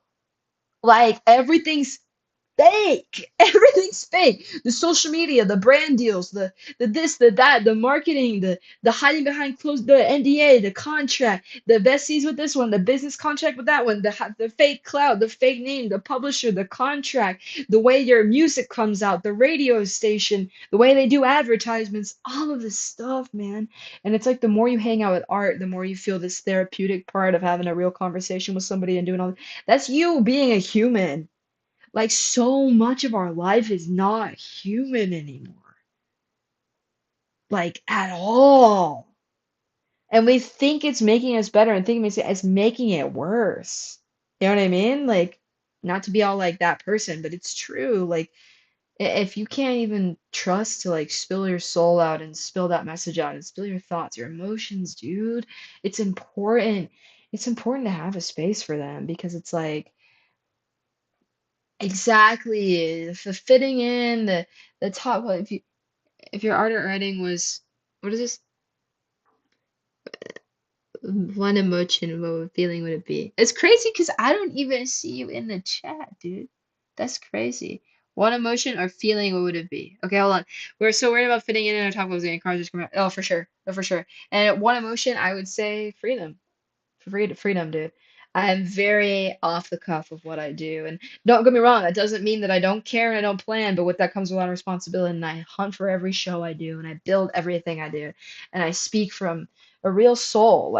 I try to free myself from the things that worry me, and I try to free the people in my life from bad opportunities they've been through, and I try to free our minds in the world we're experiencing.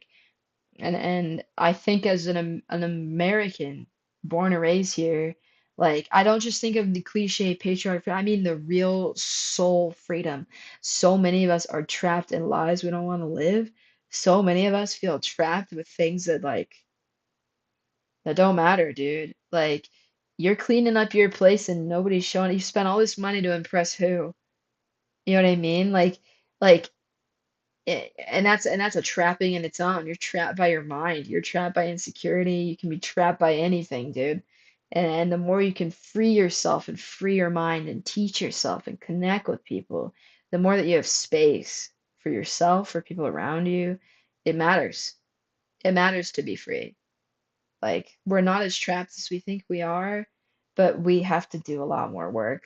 And there's a lot more that comes with it. There's a lot more responsibility.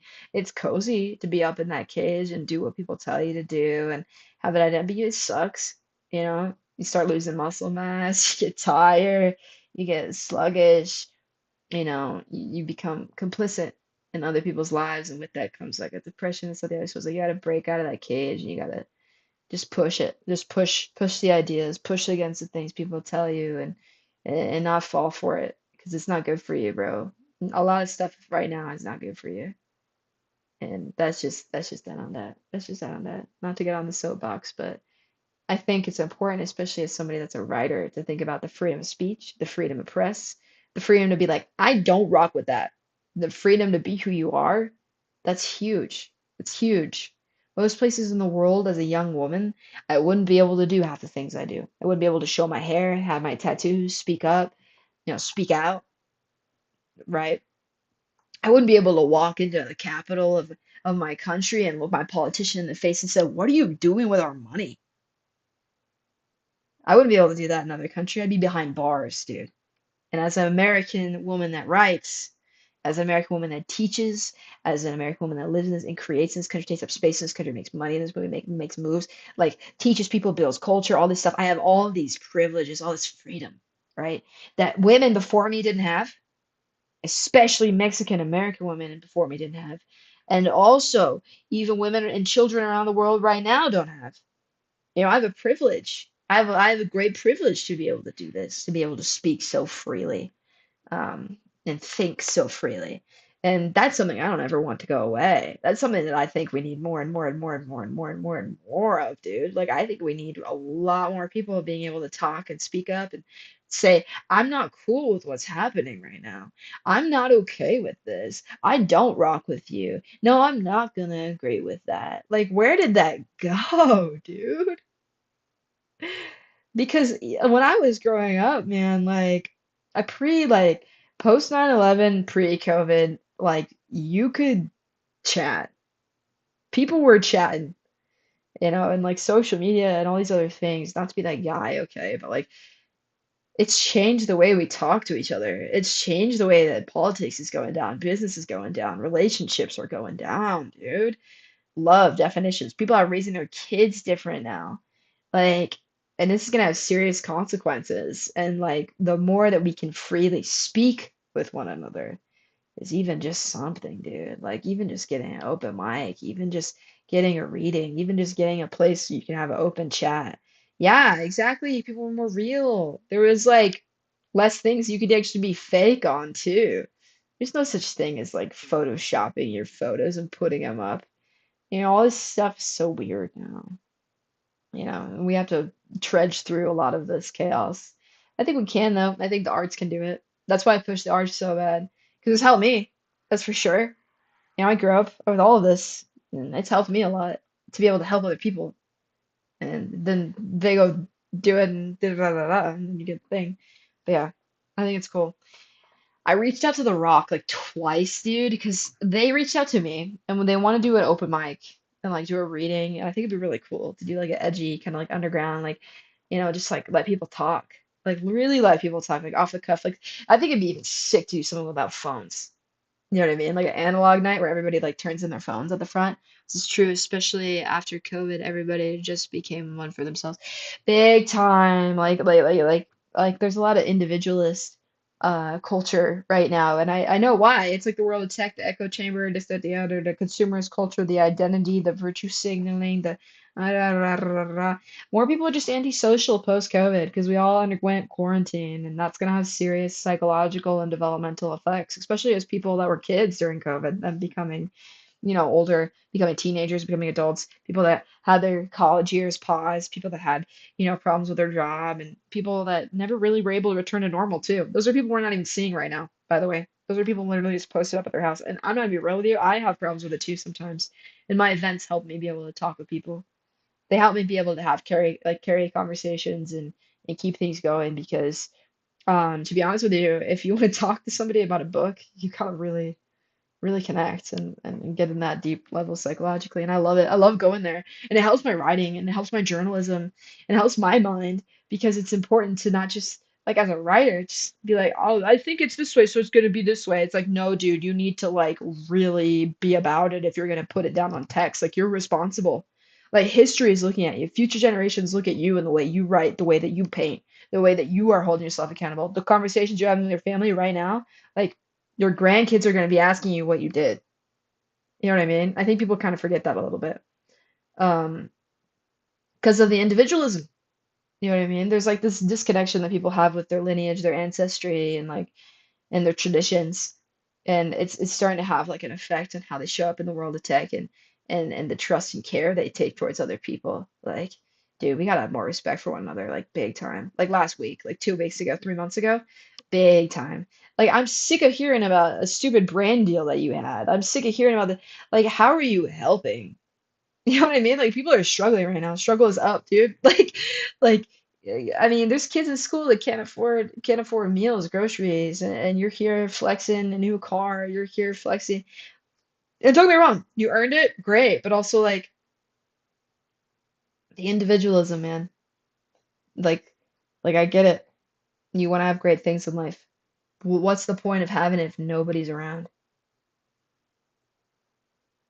What is the point of having it if literally nobody's around you?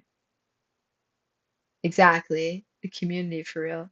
I say it all the time, dude. As an artist, as a writer, I got put into these positions too. Like it's like I just talked about my stuff and I kept going, I kept going, I kept getting after it. And I learned how the money flows through the system and then I learned about the education system and then I started learning about all this stuff and I was like, I gotta stand up for it because now I'm looking at it. And man, the thing is once you know it, you don't unlearn it. And then you're not responsible for what you do with that information. You know what I mean? Like I learned, like literally this past 2 months, that arts funding for our entire state, like new instruments. By the way, I'm in Arizona, other person in the chat. I don't know where you're from. Also your chats aren't showing up in the chat, but say where you're from, just in case you're wondering. But yeah, I'm in Arizona, which is in the United States. I don't know if you're from a different country. But yeah, every single year we have zero funding for the arts. So it's like all the programs, murals, instruments, kids programs, after school, all these things like grants, murals, projects, festivals, cultural phenomena, right? The funding starts at zero every single year. And there's people and institutions that lobby and build up funding so that artists in our community can do their work. So we can have murals in our streets, so we can have new instruments for kids, dance programs, cultural programs, stuff for the museums. Every single year, they have to go out there and wrangle the troops up at the Capitol to get it to even trickle down into my city. And I learned that 2 months ago. And so I went to the Capitol and I talked to these politicians. I talked with the art institution. I talked with the foundations. And a block away is where I teach and write my anthology. And I wouldn't be able to make a book in that city, aka Phoenix, and write that anthology, right? Without that funding from that art institution that supports me in what I do. And without that funding, that art institution wouldn't exist, right? And it was just from getting that one up. I was like, a big win for me. I get a job in Phoenix. I get to help people. That's huge, dude. I get to keep going. As an artist, it's like you got to keep winning, man, because you got bills and you got to have a career. You got to keep growing. And it's like a fine line because you grow more and then you learn more and then you're responsible for more too. And it's like you got to step up to those roles of power. If you're going to get that privilege, right, of being able to write an anthology, you better bet your comeuppance I'm gonna be up there talking to these people like, what are you doing? Why aren't you helping us? And then I get to be like, back in my city, there's thousands of people I talk to every day. Their kids, their brothers, sisters, cousins, elderly people that want art programs, people that like the murals in my city, people that want to hear instruments, people that want dance programs, people that can't afford these things in school and that get help, right? These grant funding for writing programs and kids get backpacks and all this stuff. And like I'm like, do you know that? Do you know you hitting a little flick of a wrist with a pen on a piece of paper has the capacity to change how thousands of people up in my city live? Are you aware of that? Are you really aware of it? Do you know their names? Do you know what kind of food they eat every day? Do you know their cultural traditions? Do you connect with them at all? Do you even talk with people from my city? And yet you can flick a pen on a page and determine their livelihood? Yeah, I'm gonna talk to you about that. Yeah, I'm gonna talk because I know about that actually. I know a lot about that actually. You don't though, but I do. You know what I mean? And it's like one of those things where it's like, okay, great. You have a degree, you got power. That's cool, dude. You live in this big house. What are you doing? And that's been fun to be able to do as an artist because artists can do that. Artists should. Artists should be having this conversation because we see it.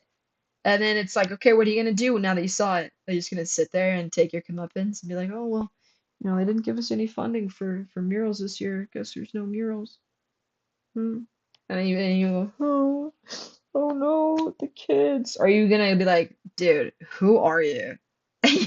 You're a bro in a blue suit with a little pen. You're gonna flick yes on that box so that kids that I grew up with and family members and the cultures of my community get access to this. Because guess what? It's their money. You know what I mean? By the way, it's not your money, it's their money. You're taking their money. It's going somewhere. Give it back. Give it back to them in ways that help too. You know what I mean? Yeah, government always thinks they know what's going on. Exactly. Yeah, and they don't know the people. They don't know the people in the communities they govern in either. They want a name, they want fame, and they want applause, dude. They want power. People that are attracted to those positions got something on him, man. It's a little freaky. But listen, not everybody in politics is like that either. I'll tell you that right now. There's a lot of people working really hard every single day to talk about things like immigration, talk about things like the arts, talk about things like women's safety and abuse survivors. There's a lot of people that really care too, that are up there swinging, that you don't even see, by the way, because they're just nose to the paper, just grinding all the time to help people out. So that's a big thing to add to perspective too, is it's not just all sucky. There's wins for sure. There's people out there really doing hard stuff, that are having to hear really hard court cases and hard things and stand up for their clients and fight push back against bills. Like it's pretty like UAE. I'm looking it up. UAE. Hold on. UAE. Guys, I have to go to the bathroom. United Arab Emirates. Where in there? Are you okay, twin? How do you have internet? Wait, UAE. Oh, are you in Dubai? Is that your capital? Wait, hold on. You know what sucks? I can ask you these questions, but then I'm not gonna be able to see it in the chat, and I have to go to the bathroom. Wait, hold on. I'm gonna put the be right back thing on there. I'm gonna go pee and I'll be right back. Okay. Put stuff in the Discord too. Join the Discord and then tell me things because I can't see you in the chat. I'll be right back. I swear. Like, I'll be right back.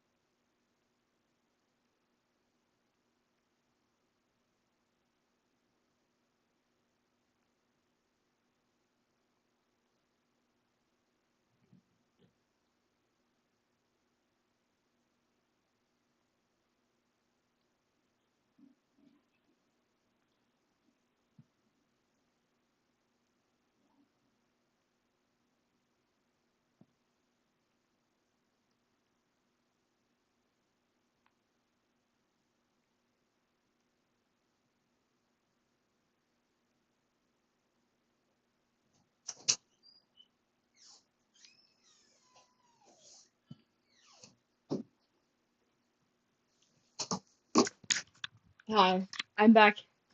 OMG. OMG. Let's get back into it. Um, Bro, can you put it in the hold on, make sure you're actually on the chat box. Chat on screen. For some reason I can only see you on the screen. I don't know why. Okay, if you can, put in the chat if you're still here. If not, that's okay. Maybe you joined the Discord, maybe you didn't. But yeah, I was literally going to explode. That was so crazy. I chugged a bunch of water while I was reading, and I literally been on stream long enough to be like, oh wait, I need a break, you guys. Okay, well I hope you joined the Discord. I didn't catch your name, but that's crazy, bro. I googled it. I googled where that is. The UAE, the United Arab Emirates. It's in the Gulf between Saudi Arabia and Oman, and it's right across from Iran in the Gulf. Oh my gosh, that's way too bright. See? Look at this.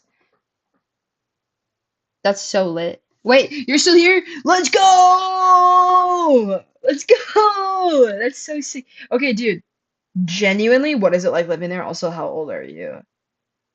What is it like? Can you tell us? Homeboy in the chat and me we're from Tucson. I think you're from Tucson. Are you from Tucson? I'll just speak for you. But yeah, I live in Arizona, which is like the southwest of America. But yeah, feel free to chat whenever you get a chance. I know there's a little bit of a lag too, based off of what I say and it getting to your phone and then it being in the stream, but I'll try to keep an eye out. I'm refreshing my recent poetry reading. It's getting more engagement. You're in Mesa. Oh yeah, you are in Mesa. Oh my God, you're not even in Tucson. I don't know why I thought you were in Tucson. I have no idea why. It's actually pretty sick. Dude, that is so cool. We had somebody from Canada here earlier. It was pretty sick. What's your favorite thing to do out there? Is there like a go-to? Is there a go-to thing? I'll tell you my favorite thing to do out here. Low key, when I bring somebody that hasn't ever been to Tucson before, I like to take them horseback riding and like take them on a trail and have them have their little Western experience. They tend to really like that. They like being out in the desert with the animals too, at least from what I've seen. So it's kind of lit.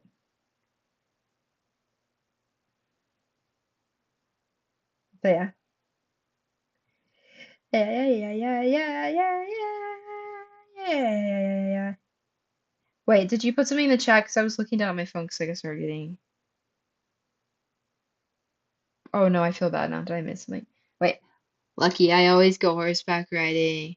Wait, oh, you've always wanted to go, but you've never done it. Oh yeah, it's very easy to do. Oh, he left? Or did he put something in the chat? Yeah, horseback riding is cool. We just got in the desert fun. Okay, that's lit. We do the same thing. Oh, he did. Yeah. Okay. Okay. I just saw that he didn't leave. Yeah, literally, we do the same thing. Is the climate similar? I feel like our climates are actually pretty similar, but you're close to the, what is it? Is it the Persian Sea? I already forgot. Hold on, I have to Google it again. UAE. UAE. Bu- bu- bu- bu- bu- Yeah, the Persian Gulf. Excuse me. Persian Gulf. I guess it's probably a little bit more humid there than ours because we don't really have that much humidity. We're kind of dry. But chilling in the desert, same thing. It's nice to be in the desert. I like it. I don't know. It's how I grew up though. So who knows? Listen, dude. I'm glad you joined us. You are catching me at the end of a stream, and I'm eepy. I'm tired. So I am thinking about ending it. I'm gonna end it in like 3 minutes. Okay, just so you guys know, just so you guys can be aware of it, because I cannot believe I've been on here. Pretty much similar, but more humid. I love hiding out here. Oh, hiking! I was like, why are you hiding? hiking in Mesa? Wait, is there a good trail in Mesa? I only really know Tucson trails. Anytime I've thought about hiking in Mesa, it's been like way too hot. I like hiking in the winter. It's pretty fun. We have a trail in Tucson called Seven Falls, and it's like seven steps where a waterfall will go through during monsoon season when the rains come. It's very pretty. It's one of my favorites. My favorite thing about the hike too is you go all the way up and then you get to end at the waterfall and it feels like so like you accomplished something. And there's usually fish. There was one time I went out there and I had like a little bit of granola left from a Nutri-Grain bar and I flicked it out into the water and I watched the fish scurry and eat it all and it's really cool. I liked it. I thought it was pretty cool. I like interacting with nature and seeing what creatures do. Everyone is always excited to eat. It's something I've noticed, no matter what. There was one time I was in this little island in Cozumel off the side of Mexico, and we went out there to go see this like pyramid that's called Tulum, and it's basically like a very important piece of, I think it's Incan. It's either Incan or Mayan culture. Correct me if you know. But I wasn't able to go there because there was a threat on the boats. Different trails, but depending. Go for Phoenix for hiking.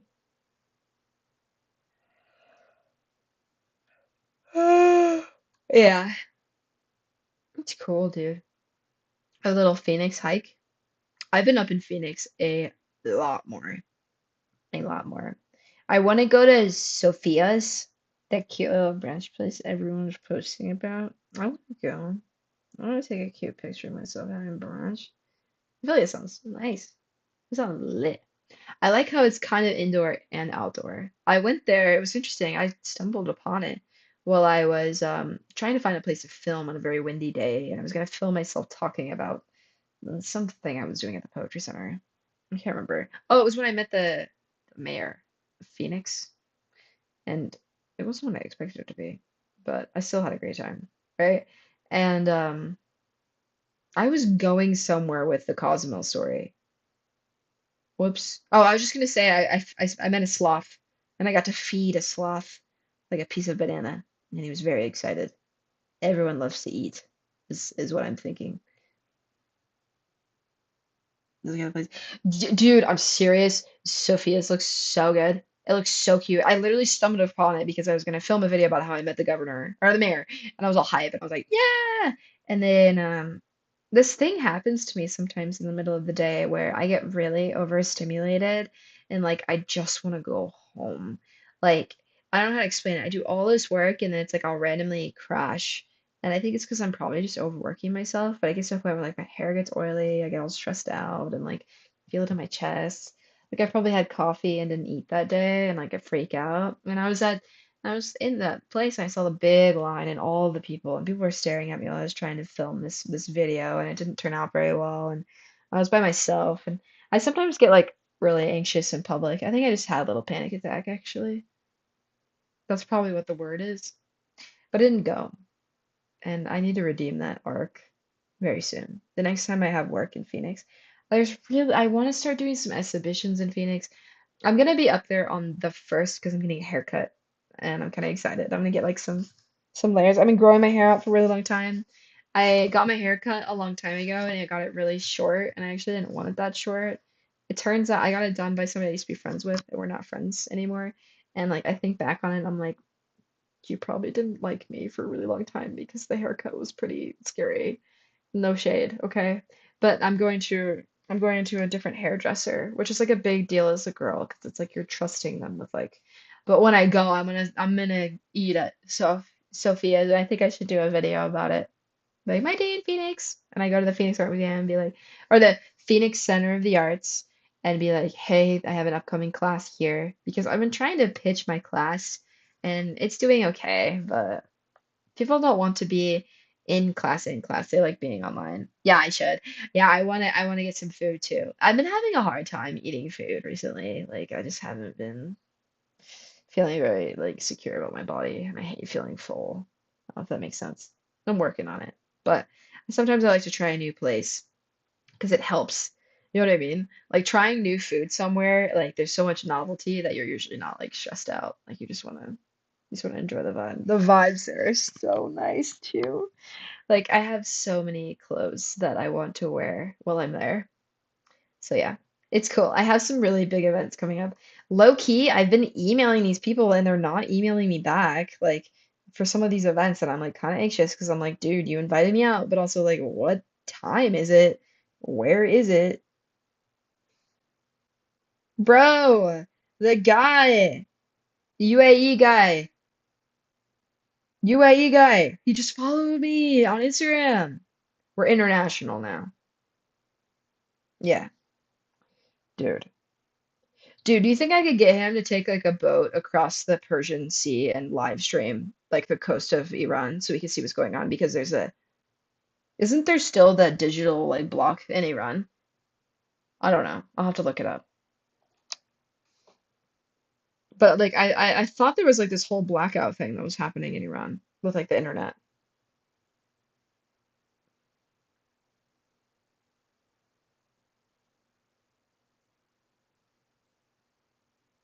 Yeah, the near total blackout in Iran extended to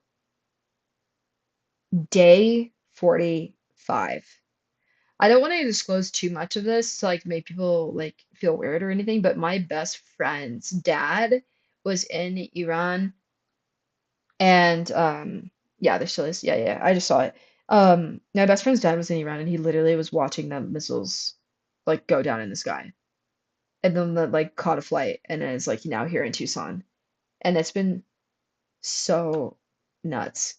It's been so nuts to hear about that and then be like, what?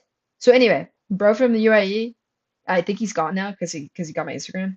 But I should message him and be like, dude, can you take a picture of the coastline? Can you go to the coast? I don't know where he is. The country's not that big though. I know that. Why? Because Texas, right? I'm not if I am not working in Iran. UAE is pretty much fine. Okay, good.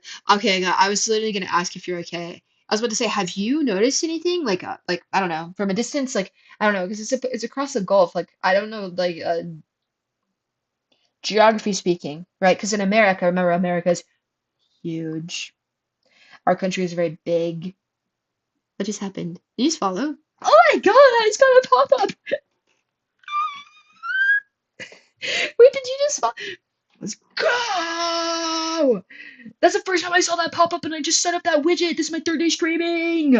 Welcome to the chat. We are talking to Bro from the UAE. All right, join us. Also, let us know where you're from. We've had a Canadian so far earlier as well. Also, Homeboy and I am from Tucson. Bro is from Mesa. And yeah, we both are in Arizona and we live in the Southwest.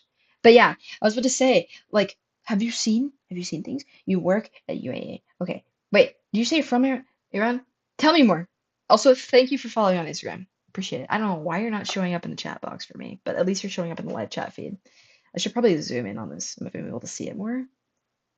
Hello. Wait, what did you say? Hello. Oh yeah, yeah, yeah. Say hi. Say hi. Welcome, welcome. Oh, those are cute. I've never seen those ones. You're flexing on us right now. I'm seeing all kinds of new stimuli. I'm all hyped up right now. Listen, we've done a lot of stuff today, okay? I'll tell you some of the things. I read my book, part of my book, and I got kind of sad because some of my stuff's intense, so I took a break. This is my upcoming book we're gonna read in a little bit. And then I made a silly duck painting together. We made a silly duck with like an Edgar fade, if you know what an Edgar is. You're also from the UAE. Let's go! We are international up in this chat. Sorry, I'm very hype. Sorry to your ears if that was loud. What do you do? What do you do? For work? For life? What's your vibe? Tell us about yourself. You live in Abu Dhabi. Did I say that correctly? Let me know if I said that correctly. That is sick, dude. I just learned where that is because I was looking at the map earlier and we were talking about Iran and we were talking about the 45-day blackout. International. International chat. International. International. This is the third day. This is the third day of streaming. I want to show you something, international chat. Ready? Watch this one. Blah. Watch this transition. Blah. Boom. International chat. I'm not going to have this up for a while because I can't see the chat screens. We're going to go back. But I'm trying to flex on you right now. Worked really hard to make that happen. We have a lot of fun. We got to have a lot of fun transitions and widgets. I'm working on getting cute background music. It's something that loops. Where are you from? I am from Tucson, Arizona, which is in the southwest of America.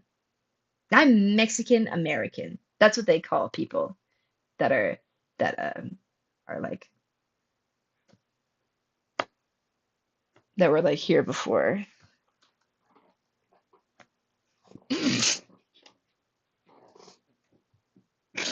That's what they would call people that like were kind of here before America. So it's like Mexico, America, like third, second gen. It's sick. American history, right?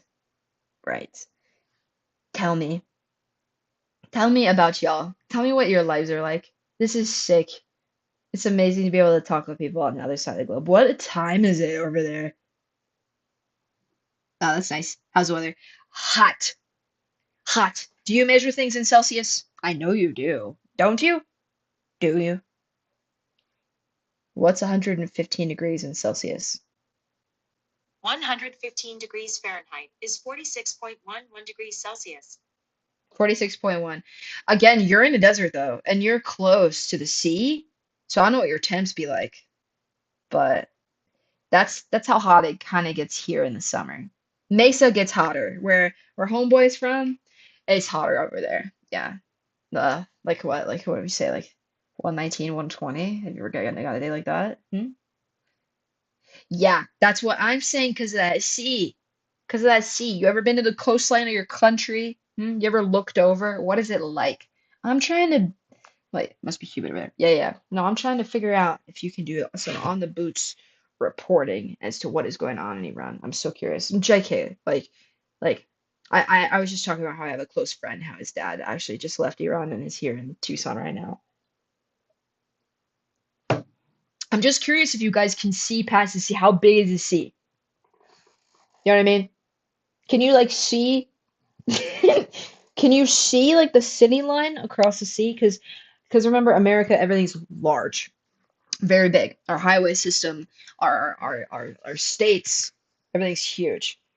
Yep, hot weather, right? Hot weather, hot weather. Are you guys like bilingual? You speak multiple languages? What languages do you guys speak? What languages do you guys speak? Obviously, I speak English. I speak a little bit of Spanish. I know a little bit of Italian. I know a little bit of French. A little bit. A little bit of Latin. Because if you know a little bit of Latin, you know a little bit of Spanish, you know a little bit of Italian. It's interesting. When I was overseas, I was in London, I was teaching some students, right? And I had some students that were Italian. What is it? I'm a med student. I'm supposed to be saying, yo,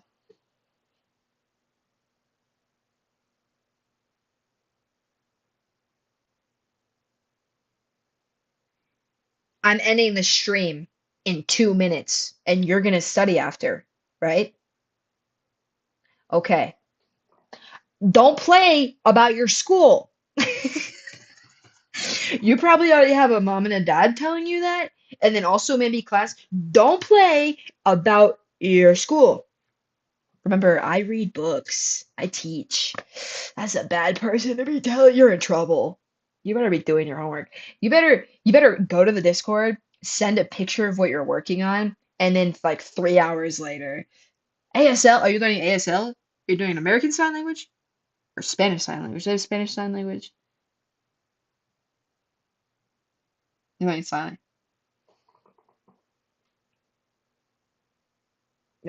Is this one? See? See? Can I teach you some? I know some. I volunteered a little bit for the School of the Deaf and Blind. During their basketball games, when the kids would mess with each other, they would throw signals to each other. Also, they would stomp on the ground to get each other's attention a lot, so it was kind of cool. But they taught me some silly ones. I'll teach you this one. See what this is? Shrimp. You see it? Do you see it? Shrimp, right? Right. You don't have to do the whole movement and teach like that. You can just be like, oh yeah, I'll get shrimp with the pasta. Speaking of, you know what this is? Your free time to make music? Oh, that's so sick, dude. Do you know what this one is? What kind of music do you make? You got like an indie sound? We could low key go look at your page, but if I play the music on the stream, I'm gonna get copyrighted, and then my whole like th 4 hour stream is gonna get taken down. So we'll check out your stuff. We will though. Send links in the Discord for real. This one? Look at this one. You know what this one is? Spaghetti. Spaghetti. This is spaghetti. So you can literally be like, I want some spaghetti with some shrimp, bro. If you don't want that, you can have this. You know what this is? Hot dog. Don't worry, I got more. Crab, lobster. Right, you get it because the crab, the claws on the front, that lobster's got the claws on the side. It's simple, really, when you get down to it. You want to learn? You just learn. And it's so visual, you just learn it. You know why? Because you don't have to read it in a book. Oh! Because you don't have to read it in a book, bro. Just listen. Oh! Oh! Thank you. Thank you, that's all. You said, I get it so simple. No, literally, it's so simple. Like when you really get down to it, it's like shrimp. You know that one now. Spaghetti. Spaghetti or pasta. It depends. It depends. It depends. Okay, there's different ones. But this is how the ones I learned. Spaghetti, hot dog, crab, lobster. What was the last one? Oh yeah, learn. Literally, you pick it up and put it in your brain. Are you kidding me? This makes way more sense than saying the word learn. What does learn?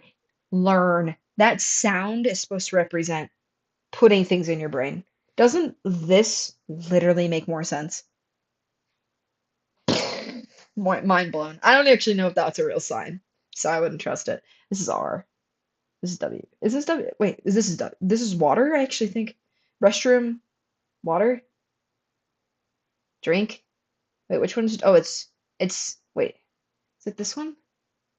For water? I had to do that signal as a kid in kindergarten for when I wanted to go drink water. That's why I know that one. This was if you need to go to the restroom.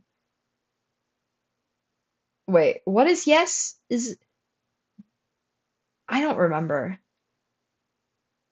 Anyway, those are a few. I don't know too many of them, but this one, I'll never forget this one. When they first taught me that, I was like, it is so simple. It is so simple. Yeah, forward is yes. Okay, I thought so. I thought so. Where are you taking classes? Are you like taking them in person? That's cool. Also, I need to get better about my Spanish for sure.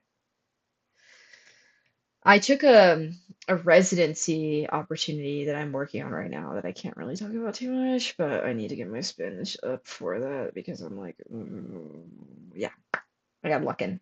Gotta lock in. I'm still learning on my own time. Good. Good, dude. They have ASL at Pima. Sorry, have to say it. I know exactly where it is too. My boss is hard of hearing, and like they have ASL learning lab at the Northwest campus at Pima. I know that's not in Mesa though, so it's probably not helpful. But I feel like they have ASL learning groups in Mesa if you were to like really tap in. I wanted to do some Spanish like commingle events, like the language events. I thought about doing it, but they charge like so much money, and also my brain like turns into jelly when I flip-flop between languages. Like it hurts my head. I'm not used to it. I'm not used to it. Some of my friends are really good at it, but me, not so much. I get anxious to speak some Spanish just because I'm worried about my accent, and also I have a name like Lourdes, and I worry about my accents and my cadences, and I don't know. It's kind of, just something you're self-conscious about. Yo, I follow you on Instagram. You follow me back. Yeah, absolutely. Absolutely, bro. Absolutely. I got you, bro. Listen, dude, you have to go study. Also, I don't know if homie's still here, but it was very nice to be able to chat with everybody. With all of this being said, I just got to be real with you. Your official page is, oh, you do graphics. You do logos for Twitch, is that your vibe? That's lit, bro. I'm looking at your stuff right now. You guys be on Twitch a lot? You guys be posting or hanging out? It's sick, dude. This is Litty. Litty in the city. Alright, okay.